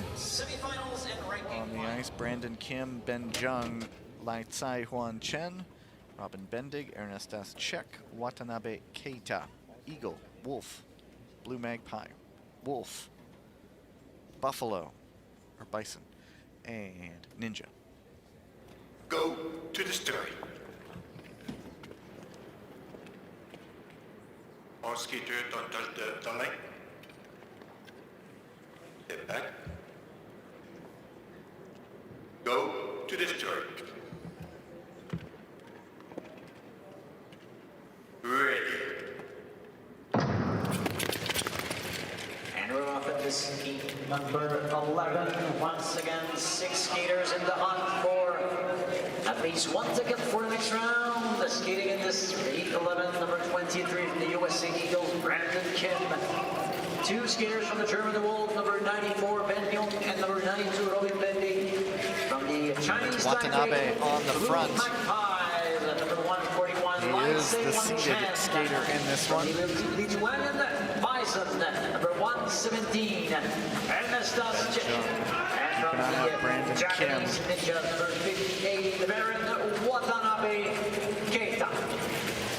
C'est justement le Japonais qui impose sa vitesse, le vétéran Watanabe Keita, numéro 58. Double Olympien, si je ne m'abuse, qui mène la charge pour les Japanese Watanabe Keita keeping this race at a high speed. Ben Jung looking like he's fatiguing in 2nd position. Brandon Kim looking to make a move around the outside. Watanabe, here comes Kim. Inside 2 to go, sizing up a move. What's left in Watanabe's legs? It's a long time at the front, and there goes Brandon Kim. Around the outside this time, he makes it stick, and now it's time to set things up. Take it, 1:26.20. That's a quicker one though, I think. That is absolutely one of the quicker ones. That is going to be, I think, the fastest, well, 2nd fastest 2nd place time that we'll have seen. That will likely be enough. One more heat still to come. Fortune favors the bold sometimes when you're willing to put the work in out front, as Watanabe Keita does just there. Brandon Kim with a great outside pass at the finish. You can see him set it up so beautifully. Going out wide, staying relaxed, staying patient. Here's a look at that outside move.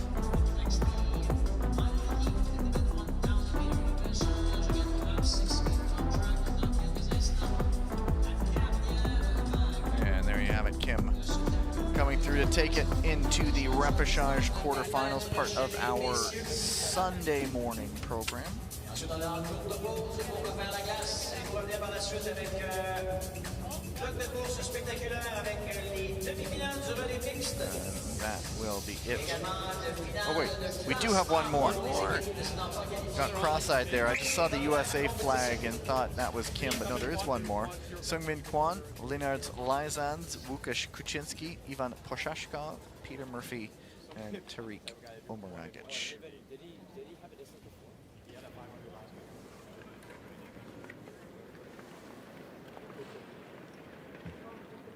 Go to the start.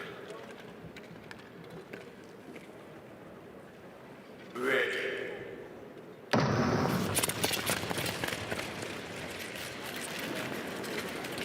It is Kuczynski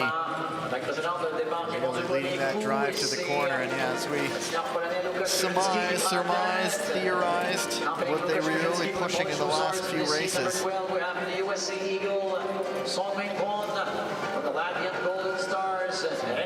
Already under 10 seconds. From the Luxembourg Dukes, Peter Murphy from Bosnia and Herzegovina, Tariq Omaragic, and individual Lyzan's doing a good job keeping this pace high. But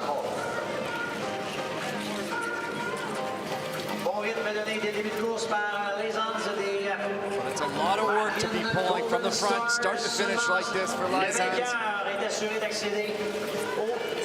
Kuczynski up the inside into second position. Looking for Kwon as well coming up, but it's shoulder to shoulder. Kuczynski winning that battle. That drops all of Lyzan's speed. That will get reviewed. The other skaters are watching just in case of possible advancements. And here comes Poshashkov. Smooth Poshashkov. Kwon now up into second, and he's going to try to push for the lead. Inside the final corner, Ivan Poshashkov takes it. Kuczynski hangs on for third. Kwon in second.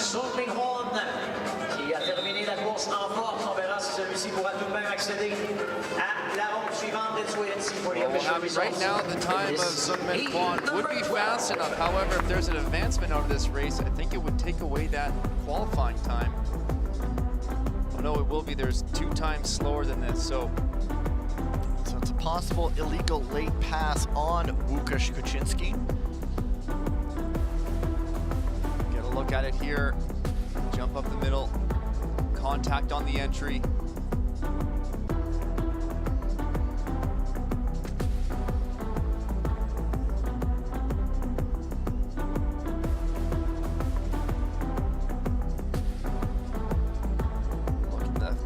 Inside, double inside pass by Poshashkov.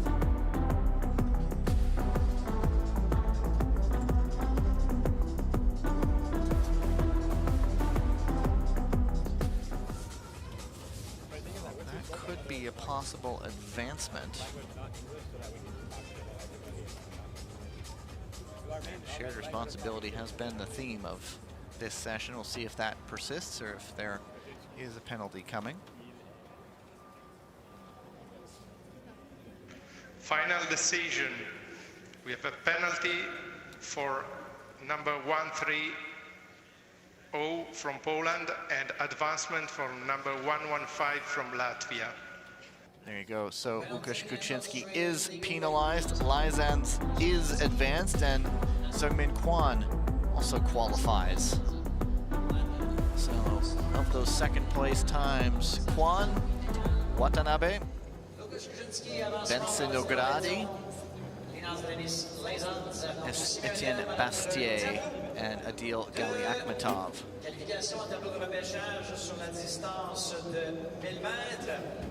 And there you go, Seungmin Kwon, one of those times in the end. Racing will resume at 4:53. Okay, and racing will resume 4:53 local time, so that's in about 15 minutes time. Talk to you on the other side. 53 p.m. Donc on va avoir des courses à compter de 16h53 avec la première vague de demi-finale du relais mixte sur la distance de 2000 mètres. J'en profite bien sûr pour vous souligner la présence en kiosque aujourd'hui de Nagano Skate, notre équipementier sportif par excellence ici à la Montréal. Bien sûr, Subway pour ceux qui ont un petit creux avant l'heure du souper, donc veuillez les encourager. Et on va profiter également de l'occasion pour remercier nos précieux commanditaires. We'll take a moment to thank our main sponsors for the competition, the ISU, the International Skating Union, Helia, CNSG, the Chinese National Sports Group, Patinage de vitesse Canada, Speed Skating Canada, Patinage de vitesse Québec, gouvernement du Canada, le gouvernement du Québec, bien sûr Tourisme Montréal et la ville de Montréal, de précieux partenaires, sans oublier le comité olympique canadien, Bell, la compagnie Intact Assurance et bien sûr d'autres partenaires indispensables de l'événement, IGA, Plaza Montréal, l'hôtel universitaire de Montréal, le parc olympique, l'aéroport de Montréal, Nagano Skate et leur kiosque ici présent, le Café William, l'Association régionale de patinage de vitesse, Patrick, Subway, DAS Food Truck et bien sûr Moosehead. Maintenant, commanditaire de patinage de vitesse Canada, bien sûr, grand merci. Big thank you to all the sponsors. Merci à tous nos partenaires et commanditaires de l'événement qui permettent la tenue de 2 fins de semaine de compétition du circuit mondial, 2 weekends back-to-back here in Montreal for the first 2 World Tour competition of the season. Time now for a break. Racing will resume in 13 minutes at 4:53 p.m. Alors une fois, courte pause pour refaire la glace. On revient à compter de 16h53.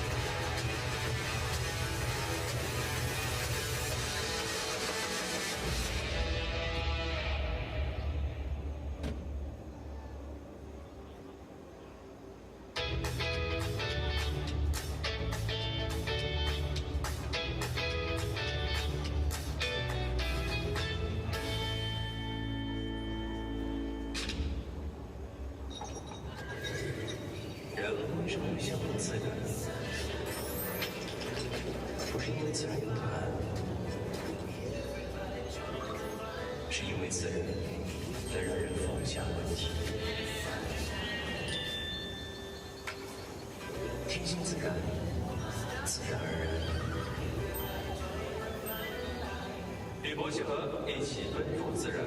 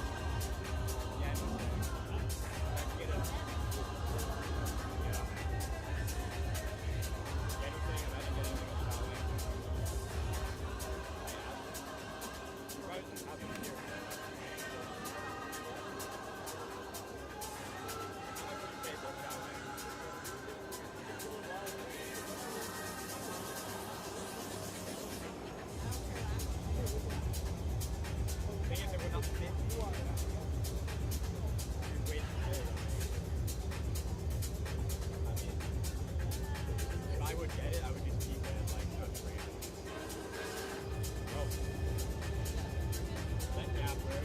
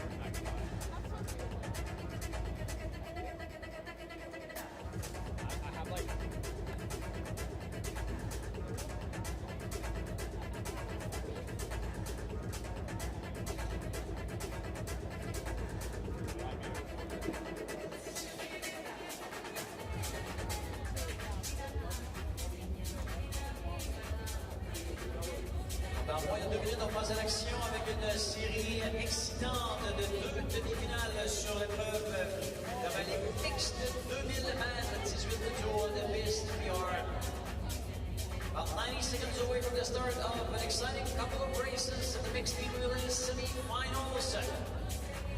At stake. spots in the final for this event. And that will be followed by the ranking final, still in the mixed team relay.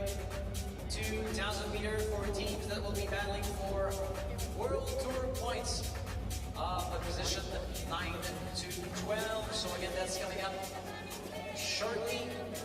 4 teams in each of the 2 semifinals. We'll introduce the team in a moment. Donc, les places, bien sûr, on aura 2 excitants bacs de demi-finale dans l'épreuve de relais mixte 2000 mètres.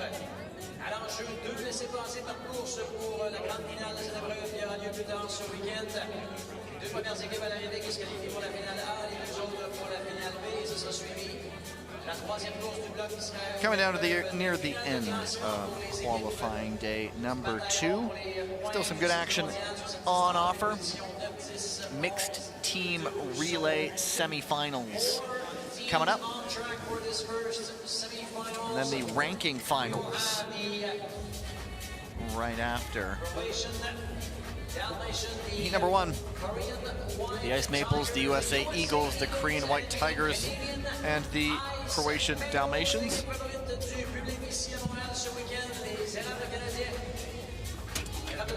Well, the big result for the Croatian Dalmatians, making it to this mixed relay semi-final, putting them in a great position here to gain some integral points towards that Olympic qualification. Top 12 of the mixed relay teams will be competing at the Winter Olympic Games. Croatia 12th after week number 1 last week. And so a chance to pop some top 8 points up, 8 or above potentially. Wang Daehyun on the ice for the White Tigers.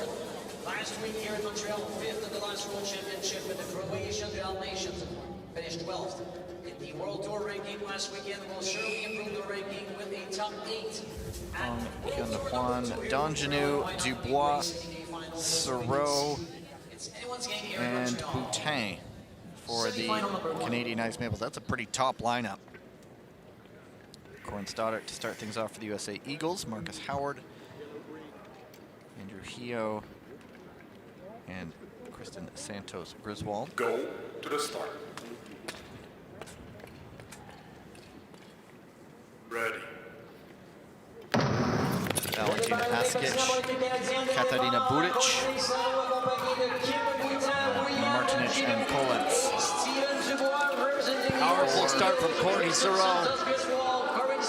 Sereau, Stoddart following her, Lee So-young. Representing the Korean White Tigers, Kim Gilly. Gotta love the intensity that the mixed relay brings. Being a sprint relay race, each skater on the track 2 times. And Boutin, Santos Griswold, Kim Gilly, and Katarina Buric now. Kim Gilly trying to close down this gap. Now it is going to be Donjanu and Marcus Howard. Look up the inside, not quite there. The USA Eagles had a good skate to keep it close to the Canadians previously. But now they're starting to drift back a little bit. William Donjanu creating some separation out front as he passes off to Steven Dubois. And this would be the first time through. Andrew Hio loses his footing in the straight. He gets back up. He's still on track.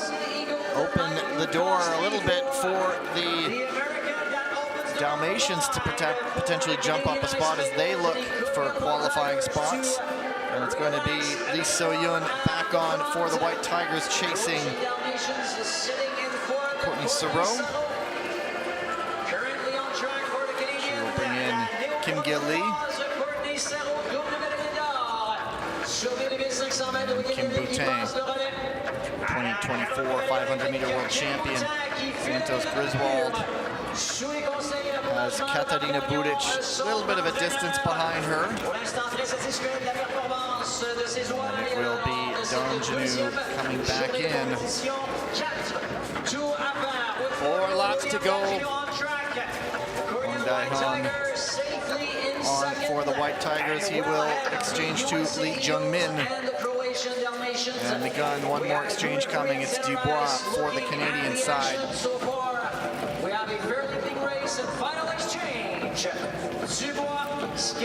Hio has Martinich behind him, still a bit of a distance away. Martinich is closing a little bit last lap for Dubois. And the Canadian Ice Maples make it look easy into the A final. And the Eagles just holding off the Dalmatians for third and fourth.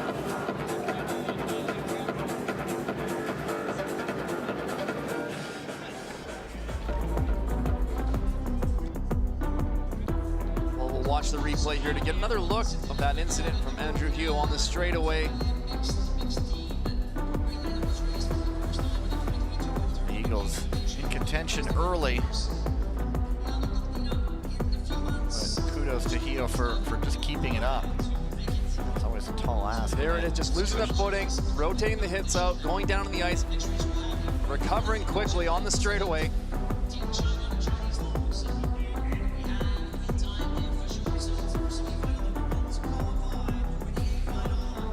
And there you go, the results are final.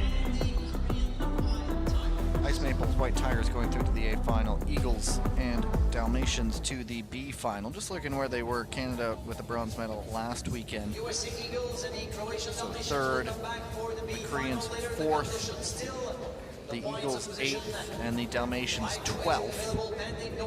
So all top 12 in those standings. Number 2, the Dutch Lions, the Polish Hussars, the Japanese Ninjas, and the Chinese Lungs. China winning last weekend. The Dutch in second. Japanese were 5th, and the Lungs. Oh, I said that. They won. Dutch 2, China 1, Ninjas 5, and the Hussars, that was the team I missed, were 7th. So all these teams were in top 12 positions. So the Velsboer sisters are in. Kai Hausmann, Jens Vanetfout, Kurakawa Ki, Natalia Malashevska, and Van Kushing. Go to the start. Starting for the Chinese Lungs.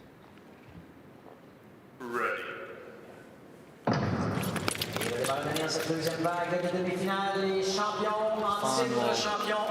Bring in Wang Xinran.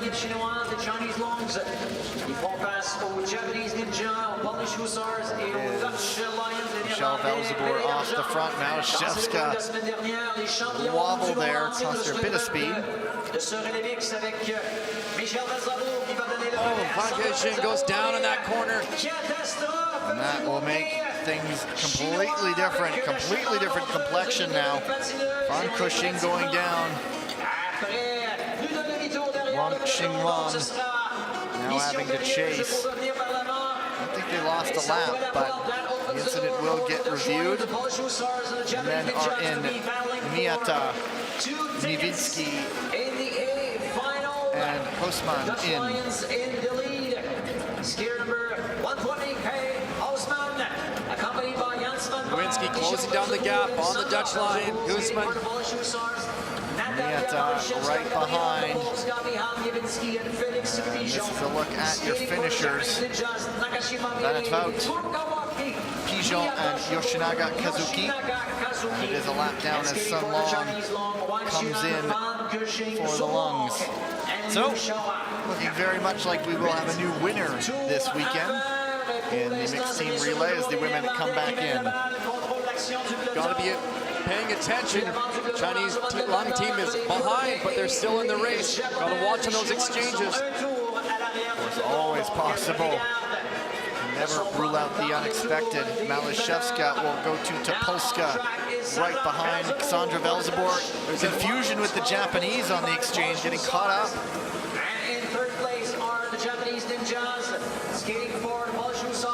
Just a look at how fast is Cassandra Velzeboer. Second incident getting reviewed. A possible illegal relay is the first incident. On track for the Dutch Lions, increasing their lead. We'll Let's take another look at that Ninjas exchange as well. I'm not quite sure what happened there. I didn't catch it. Looks like one of them might have been caught behind Malashevska going off, but they also looked like they were sort of out of position coming out of the corner, so I'm not quite sure. This will be Jens van het Fout pulling away, Pigeon keeping it close. And it looks like it could be an A final for the Hussars, but a nice win for the Dutch Lions, a 2:37.7, 9. Respective, unofficially the Dutch Lions and the Polish Hussars in the first two positions. And that will complete the picture getting reviewed. Final in the mixed team relay event. Let's wait and see for the official results. So up next will be the ranking final, and with the mixed relay being important all the way to 12th position, these results could be very important.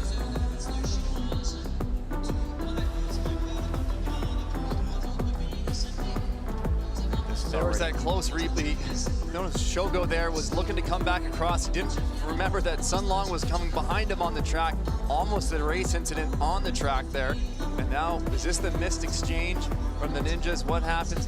Right into Malashevska. Yeah, a little bit wide there. Exchange right into Malashevska.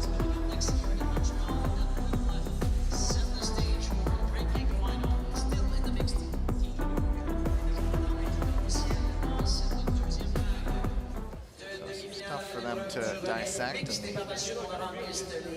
the eternal grim coach's look, hoping, waiting.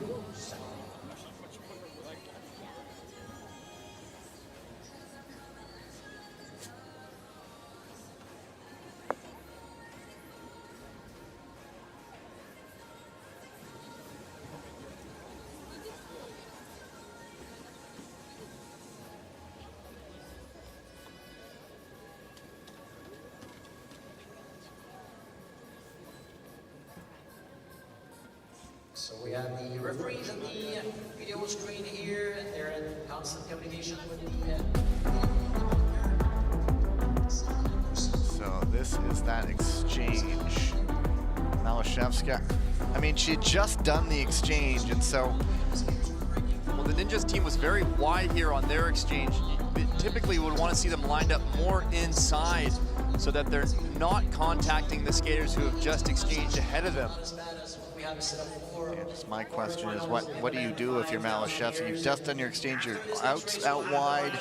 You need to clear the track, but I don't think she was expecting that. Complete the racing with the repage heats in the women 500 meter and the ranking final in the men 5,000 meter relay. And so yeah, that was the second incident. It was on the Hussars lane change, possibly causing obstruction. From our referee Arnold Janssen. And so it looks like a ruling's been made. Final decision, race incident, no full violation by Japan. There you go. And so yeah, I mean, Malashevska, I think the exchange had just been done and she was drifting out, and you don't know what's coming up behind you, and when you're in that line, see, she's moving out wide and then just did not bang bang play kind of thing. Yeah.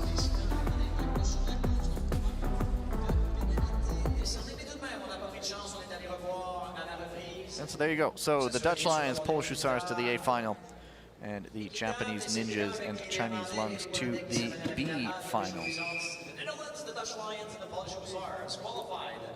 And so now this is for 9, 10, 11, 12, the mixed team relay ranking finals. The Kazakh Nomads, Belgian Ice Bears, Hungarian Falcons, and Ukrainian Wildcats. Go to the start.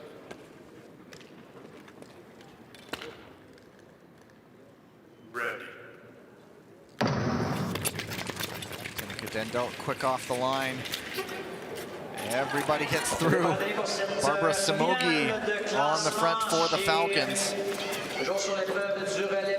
Yelisaveta Sidorko for the Wildcats. Ukraine would stand, as well would Belgium, stand to jump up a little bit with a solid result there. They both finished 16th with tied for 16th place.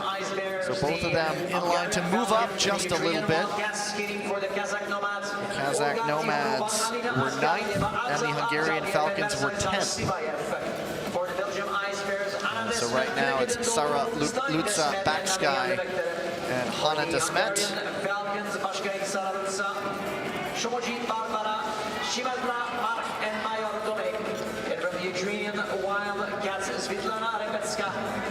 Mark Chismadia on the ice for the Falcons. Bit of a change for them. No Yasapati. No Moon Won-jun either. No Moon Won-jun. Sandy Smith jumping up the inside, 2 crossovers in, accelerating through that turn exit. It's another newcomer. There's no Daniel Tiborts. It's Dominic Major on the ice. And a nice move up the inside by Afzal Ashgaliev. So the women are now skating for 2 laps each before passing the relay to the men that will have their own 2 laps. Two Kazakh women skaters, Olga Tikhonova, Alina Ashgalieva. Mercedes Zaksabayev is their 4th man. Hanna de Smet back in right now.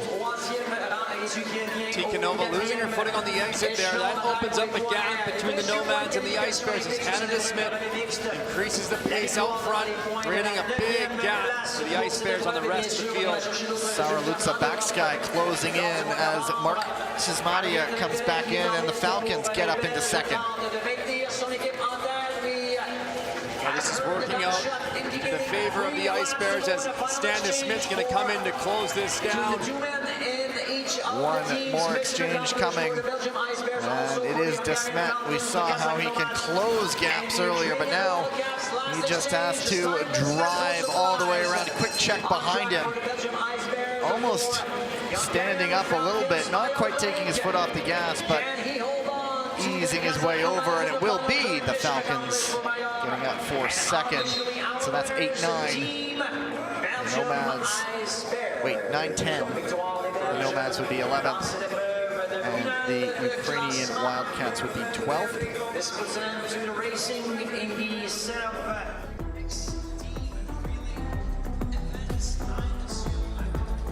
So these races would also kind of shift around world rankings, and so in the next round when we get to Poland, might affect how their quarterfinal heats, depending on where they go seed-wise, and you never know what 4 teams might be in and whether that might impact them and have maybe a more favorable draw going in. Yeah, it'll reshuffle their world rank. That'll create different draws for the heats.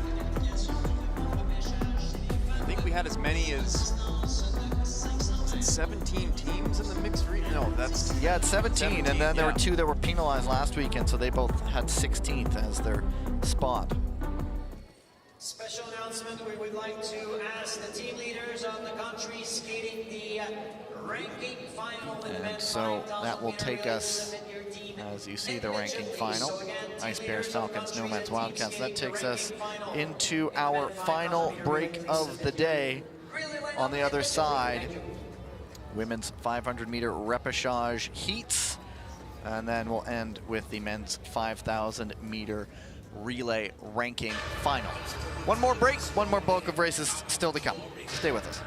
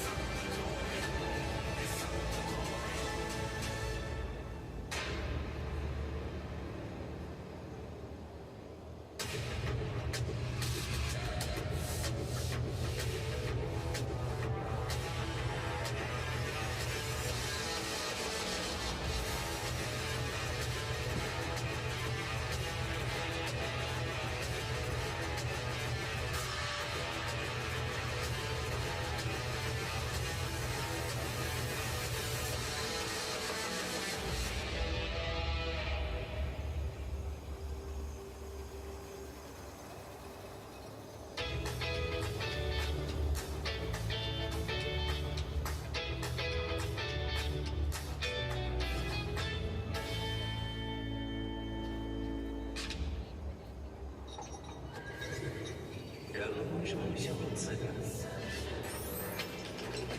不是因为自然有答案，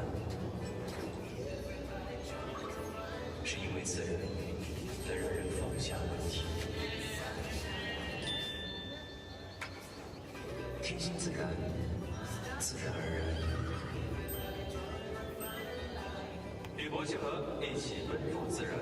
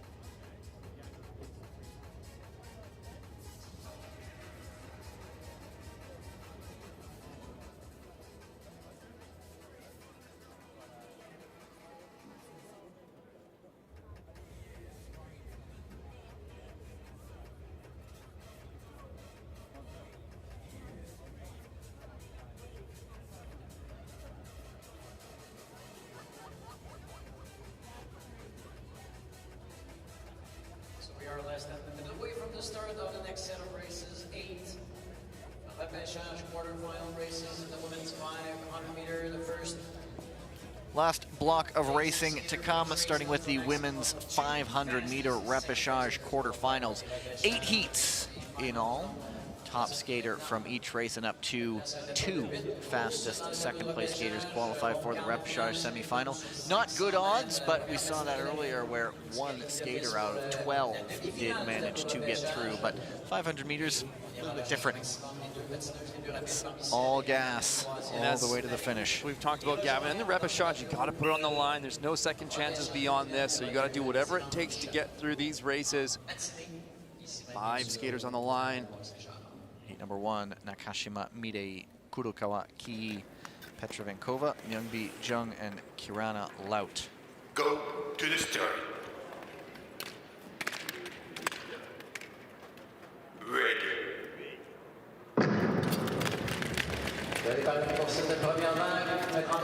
And the 2 Japanese ninjas out of position 1 and 2, continuing their positions 1 and 2 off the front. Kashima there doing a great crossover entry into the turn. Building her speed up, but tracked very closely by her teammate, Kurokawa Kii. Comes an intra-team battle now. Nakashima, Kurokawa, 1 and 2. And it's going to try to be Nakashima going to wire. Caught in 2 minds, perhaps Kurokawa would probably want to make a move, but then maybe not want to risk taking out a teammate.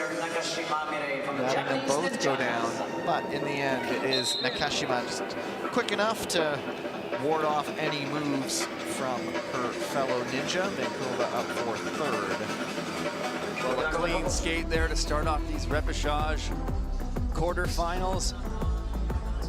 Kurokawa 44.088 as far as second place times go. That's the one to beat. For now. For now. We'll be keeping an eye on that time as we move through these repechage quarterfinals.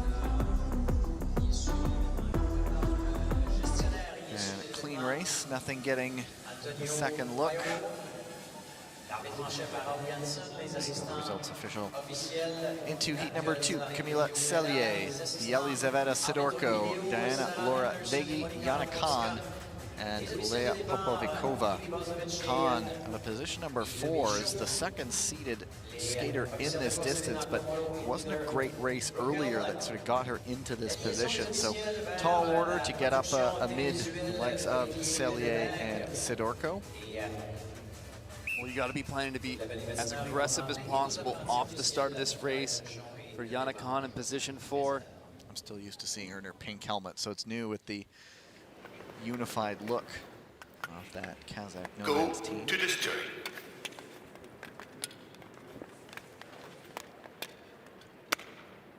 Ready.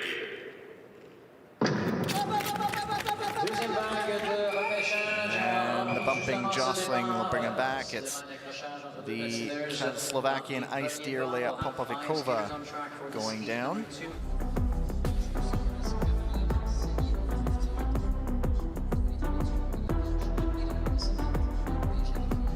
And goes Popovikova. She's still 17. She turns 18 in December. The memory, I think, is that there were no Slovakian skaters on World Tour last season. Nice to have that. Getting a couple skaters in.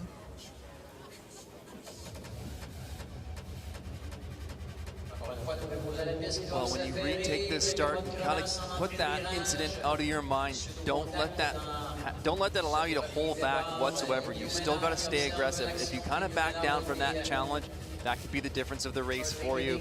So that contact between Yana Khan and Leia Popovikova, they're going to be having to battle that out once again when we go back to the start line. Coaches making sure that the blades are in proper condition, doing the work as quickly as they can so we can resume the action here in Montreal. This is the final block of racing. Some stretching in between, keeping the muscles warm. Look at Yana Khan, but Vegi, the Hungarian Falcon, also just 18, doesn't turn 19 until the end of December. So there are a lot of skaters here on the young end that they're going, yes, for these Olympics, but 2030 is in the back of their mind as well. There's a lot of runway for a lot of these skaters. Go so we'll see to the start. if take 2 gets us going. Ready.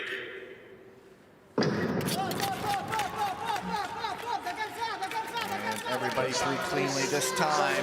Khan trying to get up to third. I think they were through the corner, so that one won't be brought back. There's a lot of speed lost for Khan, and Popovikova gets up into third. All the while, Cellier and Sidorko off at the front. Khan pulling up at the back of this race. Camilla Cellier opening up a healthy lead over Sidorko. Camilla Cellier really just needs to stay clean the rest of it. And she'll count on getting through to the repechage semifinals. Popovikova, great skate to try to close it up on Sidorko, but it is Cellier and then a 44.77 unofficially for Yelizaveta Sidorko, so that would put her behind Kudokawa Kii's time.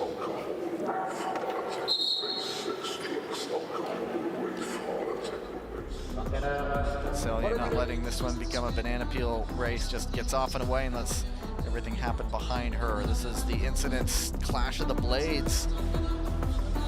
That just dropped all of Khan's speed.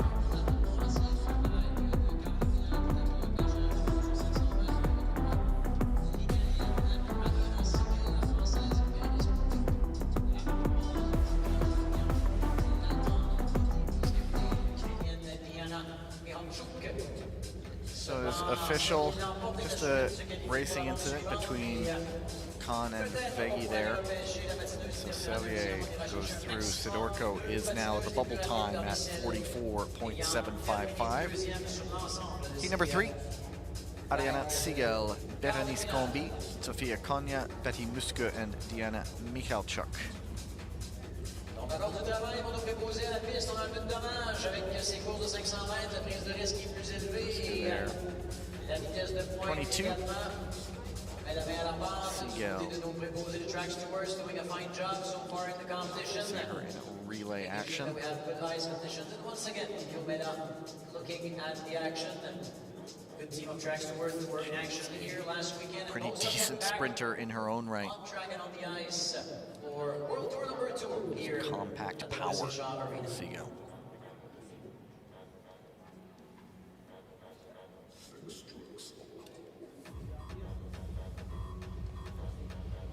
Just waiting for an ice repair here to be fixed up on the track. Nice camaraderie between the two. That French side spends a lot of time in Bormio in the off-season, so the Italian and French skaters very close off the ice as well.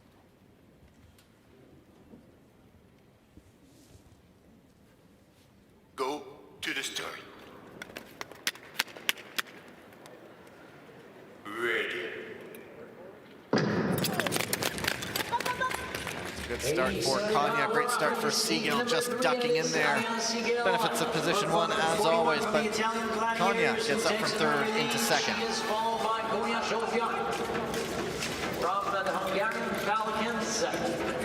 Great work from Mariana Siegel, getting her speed track in those early 2 laps to accelerate to her top end speed, but she's tracked closely by Konya and Combi and Betty Musk sitting in 4th position right now.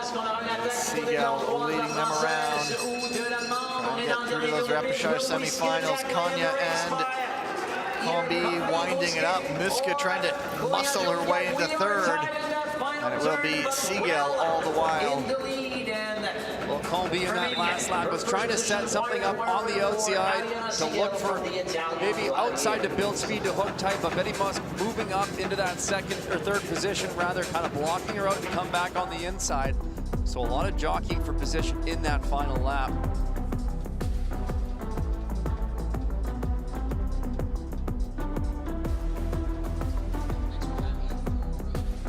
So just looking, Konya's time of 44.738. Just a touch quicker than Sidorko. So now that is the bubble time. There's Combi on the outside, looking to set something up, but Konya coming outside, clash of the skates there again. stays up though. Results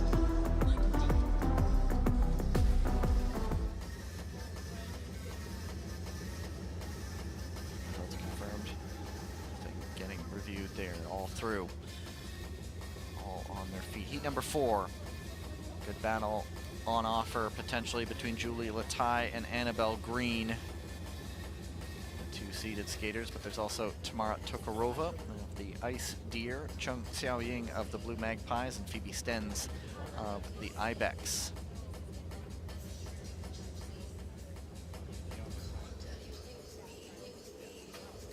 Well, Julie Latai will certainly be under pressure from Annabelle Green in second position off this start. Be interested to see who comes out ahead of this first corner. Both very good starters. 19-year-old Go Tamara to the start. Tokarova lives now in Dresden, a German program. Ready. Training with that German program, I mean. Le départ est donné. And it is Green coming through. Great start as always from her. Latai right with her.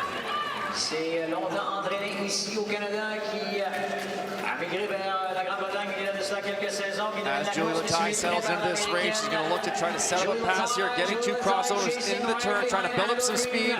It's not there, stepping out wide. Green doing well to hold her off. It was Tokarova going off into the mats, and Green leading, hard charging Julie Latai. Chung went down as well there, down the straightaway. And it's going to be the drag race to the line, and Latai might have snuck up and got it. I think she did. It was close. They're both skaters shooting. It was hard to see if Annabelle Green, she got that kick out, but was it too late? I don't think that the transponder times do it justice for how close that was. They've actually updated it now, and it looked like Green did hang on. No, wait a minute. We got to go to the photo finish. 44.122 is the updated time. 44.136 for Latai. But yeah, it's a matter of when did they do their reach out to the line. So Julie Latai got the kick first, but Annabelle Green, did she get the kick out fast enough? There it is. It is Annabelle Green, just enough. Latai, a 44.136. That is now the bubble time. And she will have to sweat through 5 more races, but big result for Annabelle Green. I don't think the 500s, which are her forte, were how she wanted to go last week, but getting into a repechage semifinal now is a big shot in the arm for Olympic qualifying. Great opportunity to boost her ranking, earn some incredibly valuable points right now on this Olympic season. It'll be something we'll be tracking closely. Following this World Tour, we'll have a better idea of the rankings. As we add in the secondary results from World Tour Stop 2 here in Montreal, heading into Gdansk and Dordrecht. We tended to get the results that we saw tended to be 1 to 20. Hopefully we'll get to see after this all sort of settles down and digests. We'll get that 1 to 32, what the pictures are for the skaters, and then we'll get set up for the last 2 sprint to the finish. Because the world ranking that we get on our list here is a accumulation of the last 6 World Tour events. So each time there's a new World Tour, it knocks off a World Tour from 7 World Tours ago, updates the ranking, that's changing the positions, but that's not the ranking list that we're going to be using for the Olympic qualification selections. It will just be these 4 World Tour events. Next heat now whistled to the line. Chloé Olivier Aurélie Levesque, the French Rooster teammates Chloe Cameron of the Royals, Hyojin Kim of the Australian Racing Ruse, and Alyssa Pak of the Singapore Gazelles. Go to the start. Ready.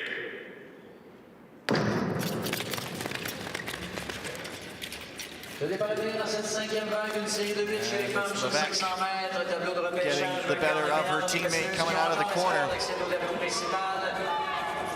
Devra l'emporter Always an interesting dynamic when you're racing teammates for the race. Hey, good luck, all the best, but friends off right now. Let's go to battle. In the next minute or so, these skaters who know each other so well will try to pick apart their weaknesses. It is Levesque hanging on. Olivier trying to come around. Olivia just losing her footing there and losing some speed. She had some momentum to try to make the pass. And it's close in the end. I think Levesque hangs on by Olivier. Kim made it close with Cameron as well. 45:03 unofficially. It's not the quickest of times that we've seen, but always interesting when it's essentially a team time trial off the front.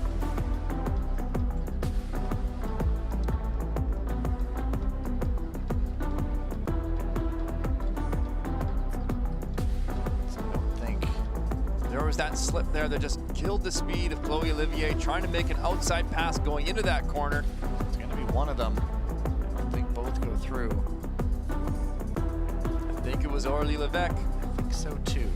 And indeed, you are correct. In the end, 44.994. Skater from Grenoble. One qualifier. Now we'll start to see, with 3 races to go, whether or not those second times will go through automatically.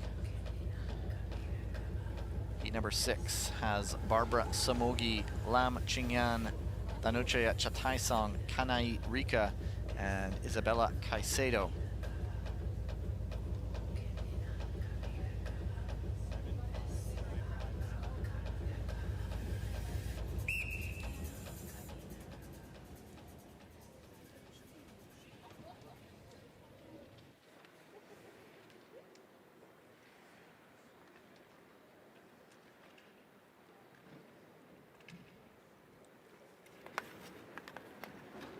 Go to the start.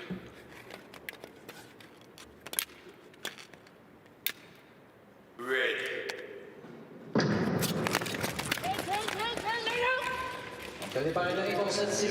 Samogi, they don't quite get around before Chataisong goes down, just before the final pylon. And so if ever you're happy to go down, it goes, oh, where's the pylon? There it is, I'm good.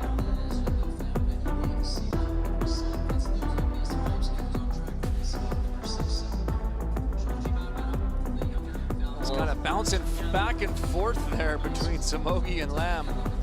Lam, a little arm in the back on Chataisong, and she goes down.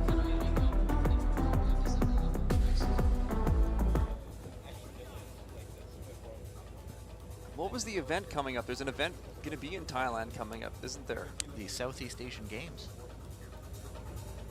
There's a rink there. I do remember. Do they need commentators? Oh, that'd be nice, right? I'd go. People who know, like, I think we know what we're doing. Maybe. But yeah, I remember, I think it was, who was it? Liam O'Brien, the Irish Wolfhound. He shared a picture on Instagram of, he once did some training in Thailand. So there's obviously a facility there, but yeah, I mean, you can think of worse places to go. Let's see. Try again.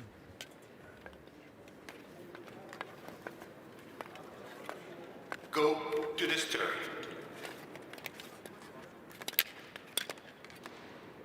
Ready.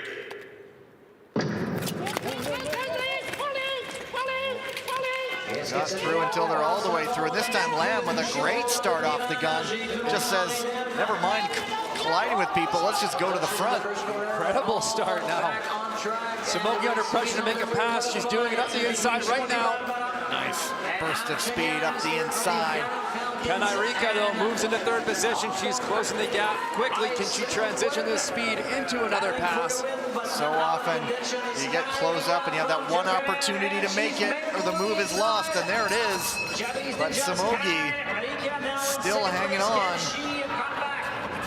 One more attempt. Kanai Rika looks to the inside. It's not there.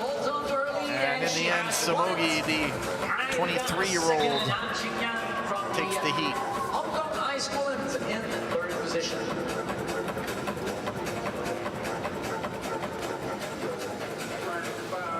Let's just check the time of 44.991, which is not going to be fast enough. Currently, it's Julie Lataille with a 44.136. So 2 heats to go, 2 nervy heats to go for Lataille.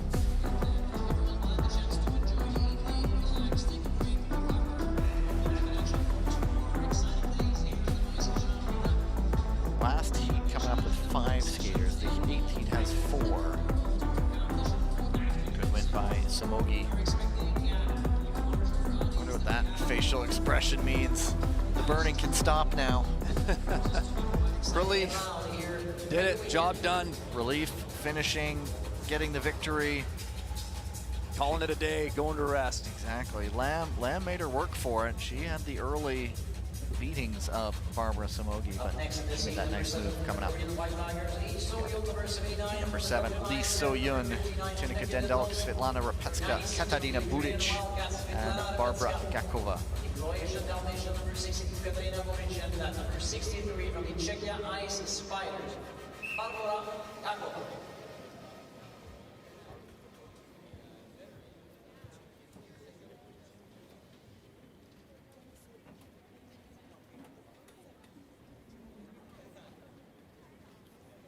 Go to the start.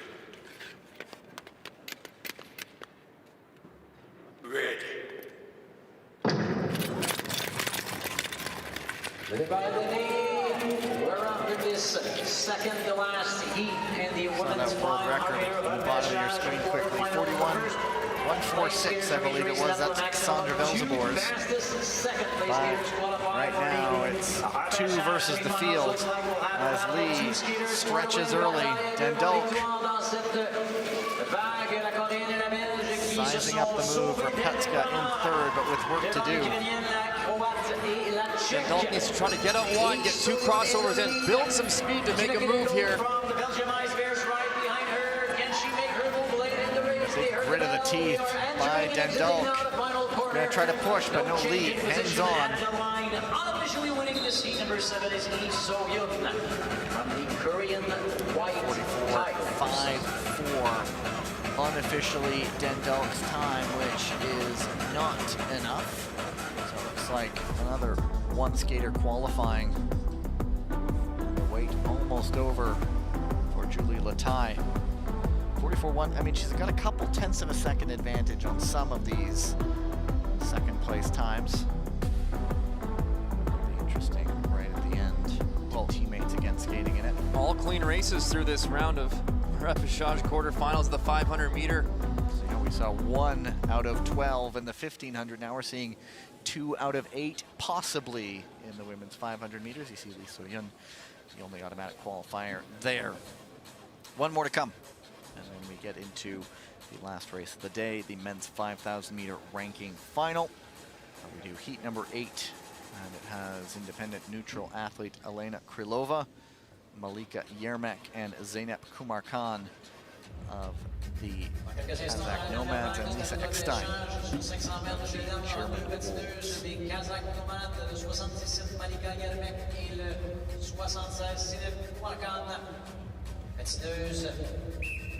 Athlète individuelle neutre, Alena Krylova et de l'Allemagne Lisa Eckstein.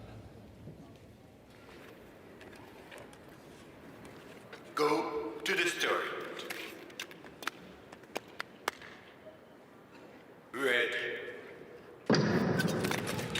How important might this dash to the corner be? And Krylova with a very good start. Yermak behind her, it's the 2 Nomads.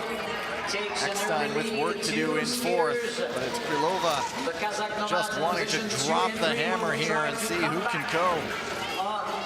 Our leader, and that might prove to be a more challenging task for Krylova winning that start, not looking back, driving that arm out of the exit, 2-arm swing, and trying to continue to build her speed. Hold on But Yermak tracking down.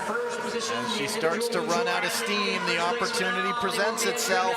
Here comes Yermak around the final corner. Will she outreach her? But no, Krylova does just enough to hang on with a 44.38. Yermak unofficially 44.44. So I believe that is enough for Julie Latai as that second place. Kurokawa Kii, way back from heat number 1 with a 44.0 was enough, and so yes it is, 44.432 for Yermak. And so Kurokawa and Latai get those coveted second place advancements.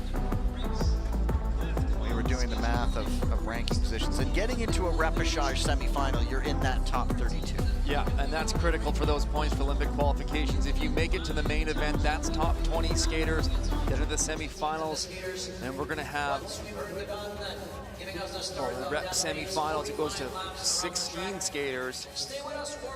But of course, the added complication of this is when it comes to those berths in the top 32, it's not your spot, it's your team's spot. And so they'll look at it and so this team has this many, and so it's going to be a complicated formula. It's a country spot you're qualifying, not your individual spot.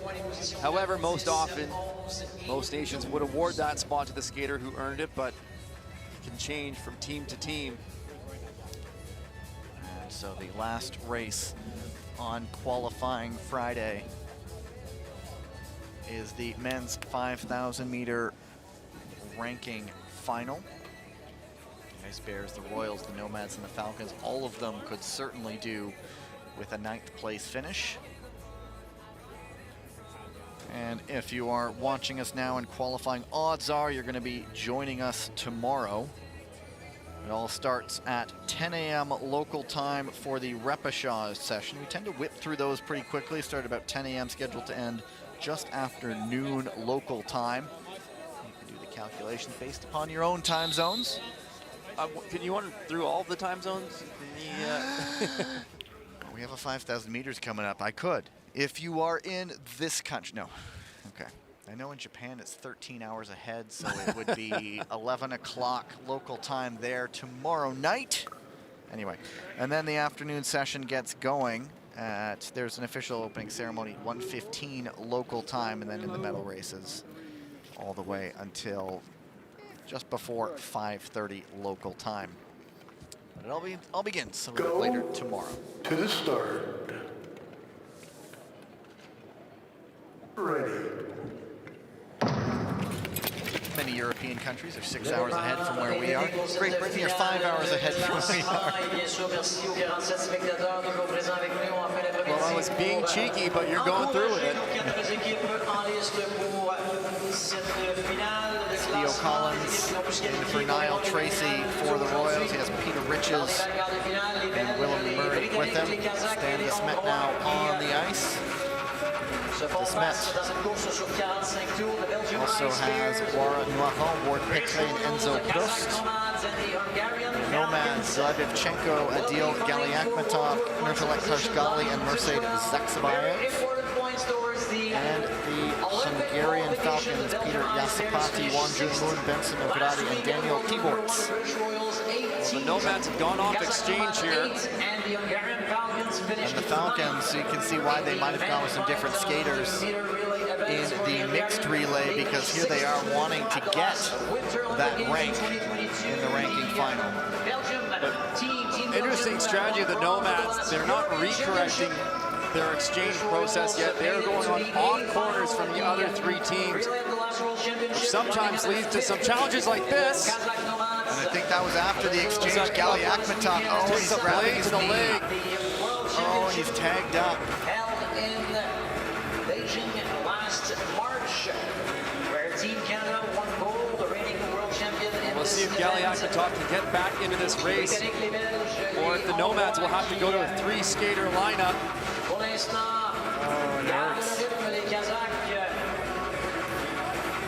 Down to three at the front, and the Nomads testing it out. I mean, what's underneath the knee if it's a blade getting you there? Well, underneath you have padding in your shin pads, your knee pads. What you have is a cut-resistant material and also generally just a foam to protect, but you still feel from a blunt impact It's quite hard, and at times, even though it's cut-resistant material, it can still be cut.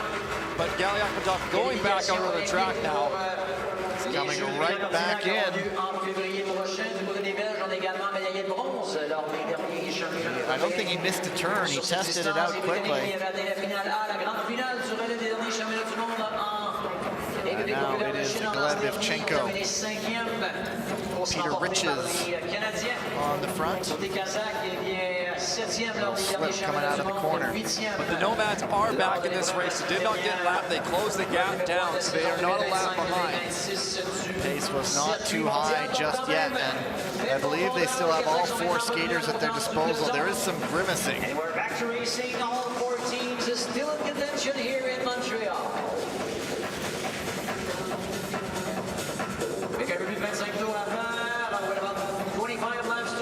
Now the Nomads have returned to the same exchange format as the other teams on the ice. For team Hungarian Falcons, Jasapati Piedar, Munjun, Lugana Defense, and Tibor Daniel. For the British Royals, Neil Tracy, Teal Collins. Now sometimes it is a strategy, but to go off exchange from the other teams, but typically you want to do that from the lead position because then it can cause a little bit more chaos for the teams following. Mercedes Zaksabayev gets caught on the back leg and into the back seat, and Evchenko there to tag it up. And then they'll do a quick exchange there, just checking a deal. Gali Akhmetov now coming in, and he's really in pain. He's really feeling it. He's, you know, kudos for the effort, but he is feeling it now. Well, it's just so challenging for you when things go from bad to worse in a race. And now Standis Smith with a quick outside maneuver, getting the Ice Bears to the front as we see 18 laps to go. Now Riches, he has Jasapati right behind him. Everyone thinking the same thing, got to get to the front. Waiting for their time and maybe for a late race attack. And a look, Murray not there. That opens the door for T-Borts around the outside, but as the exchanges are coming, you got to be careful. Some of those exchanges are getting tight. Got to make sure they're clean. You can lose ground quickly on a poor exchange. It is Petre and Collins. And now in for the Falcons is Wonjun Moon. See if Tracy tries to jump back in front. There's a little gap, and is that something he's going to accelerate into? Our track stewards are getting put to work here. A lot of blocks getting hit on the track. Our track stewards are quite busy so far in this race. They need to keep it safe and come back to their Riches under pressure. Jasapati. Tight inside move there. And that sort of fiddled with their exchanges. One review incident getting cleared rather. The second under review is the Royals now seeing this one perhaps getting away from them as they battle with the Falcons. And Jasapati almost losing it on the corner. Well, all this battling for that second position is allowing the Ice Bears to get ahead. Standis Smith's going to look to try to create some separation again. Further than that gap, give himself a bit of a cushion. Crossovers all the way around that speed track from Standis Smith. He is cruising out there. It's going to be a huge exchange there. Enzo Prost in, and the Falcons trying to get second back. And he gets through. That's Jasapati on Riches. And a little bit of miscommunication there on the British Royals on the exchange. One of their skaters, Murray, almost coming in. Well, you got to be careful going out for an exchange, not getting in the way of another team if you don't go for it. So the exchanges are a little 6s and 7s at the moment. Our officials will be put to work following this race. And so Desmet, here comes Niall Tracy. They will get the bell. Tracy just keeping it together, and a good result for Desmet. And the Belgian Ice Bears, a confident display here in the ranking final. So they take it, which would be a 9th place result. Not ideal when you're going for top 8, but it's the best you can get given the situation. And the British Royals, the 10th couple incidents being reviewed though. First one, inside skater failure to give way, a possibility that would have been on the Falcons. And then the third one is flipped on the British Royals, potential lane change from outside to in on the Falcons. So Falcons potentially the victim of one, and then also potentially the aggressor on one. If that's the right word for it. Just a series there of very tight exchanges and passes on the entries. There's a look at that collision earlier. That was reviewed too. They were investigated quickly, potentially an inactive skater causing a collision. That would have been on the Ice Bears, but it was cleared because it was just everybody there at the same time, essentially. Not sure what you could do in that instance. Another look at Standis Smith making a beautiful outside pass to take the lead for the Ice Bears. Peter Rich is losing his footing there in the corner. Here's a look at one of those late inside moves from the Falcons, going into the exchange corner too, creating some chaos for the handoff.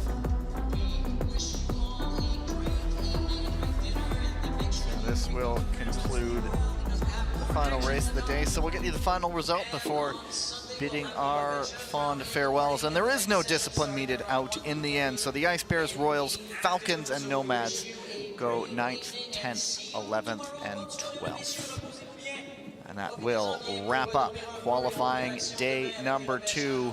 As I mentioned, a bit of a later start tomorrow into the repechage, 10 a.m. local time, 7 a.m. Pacific time.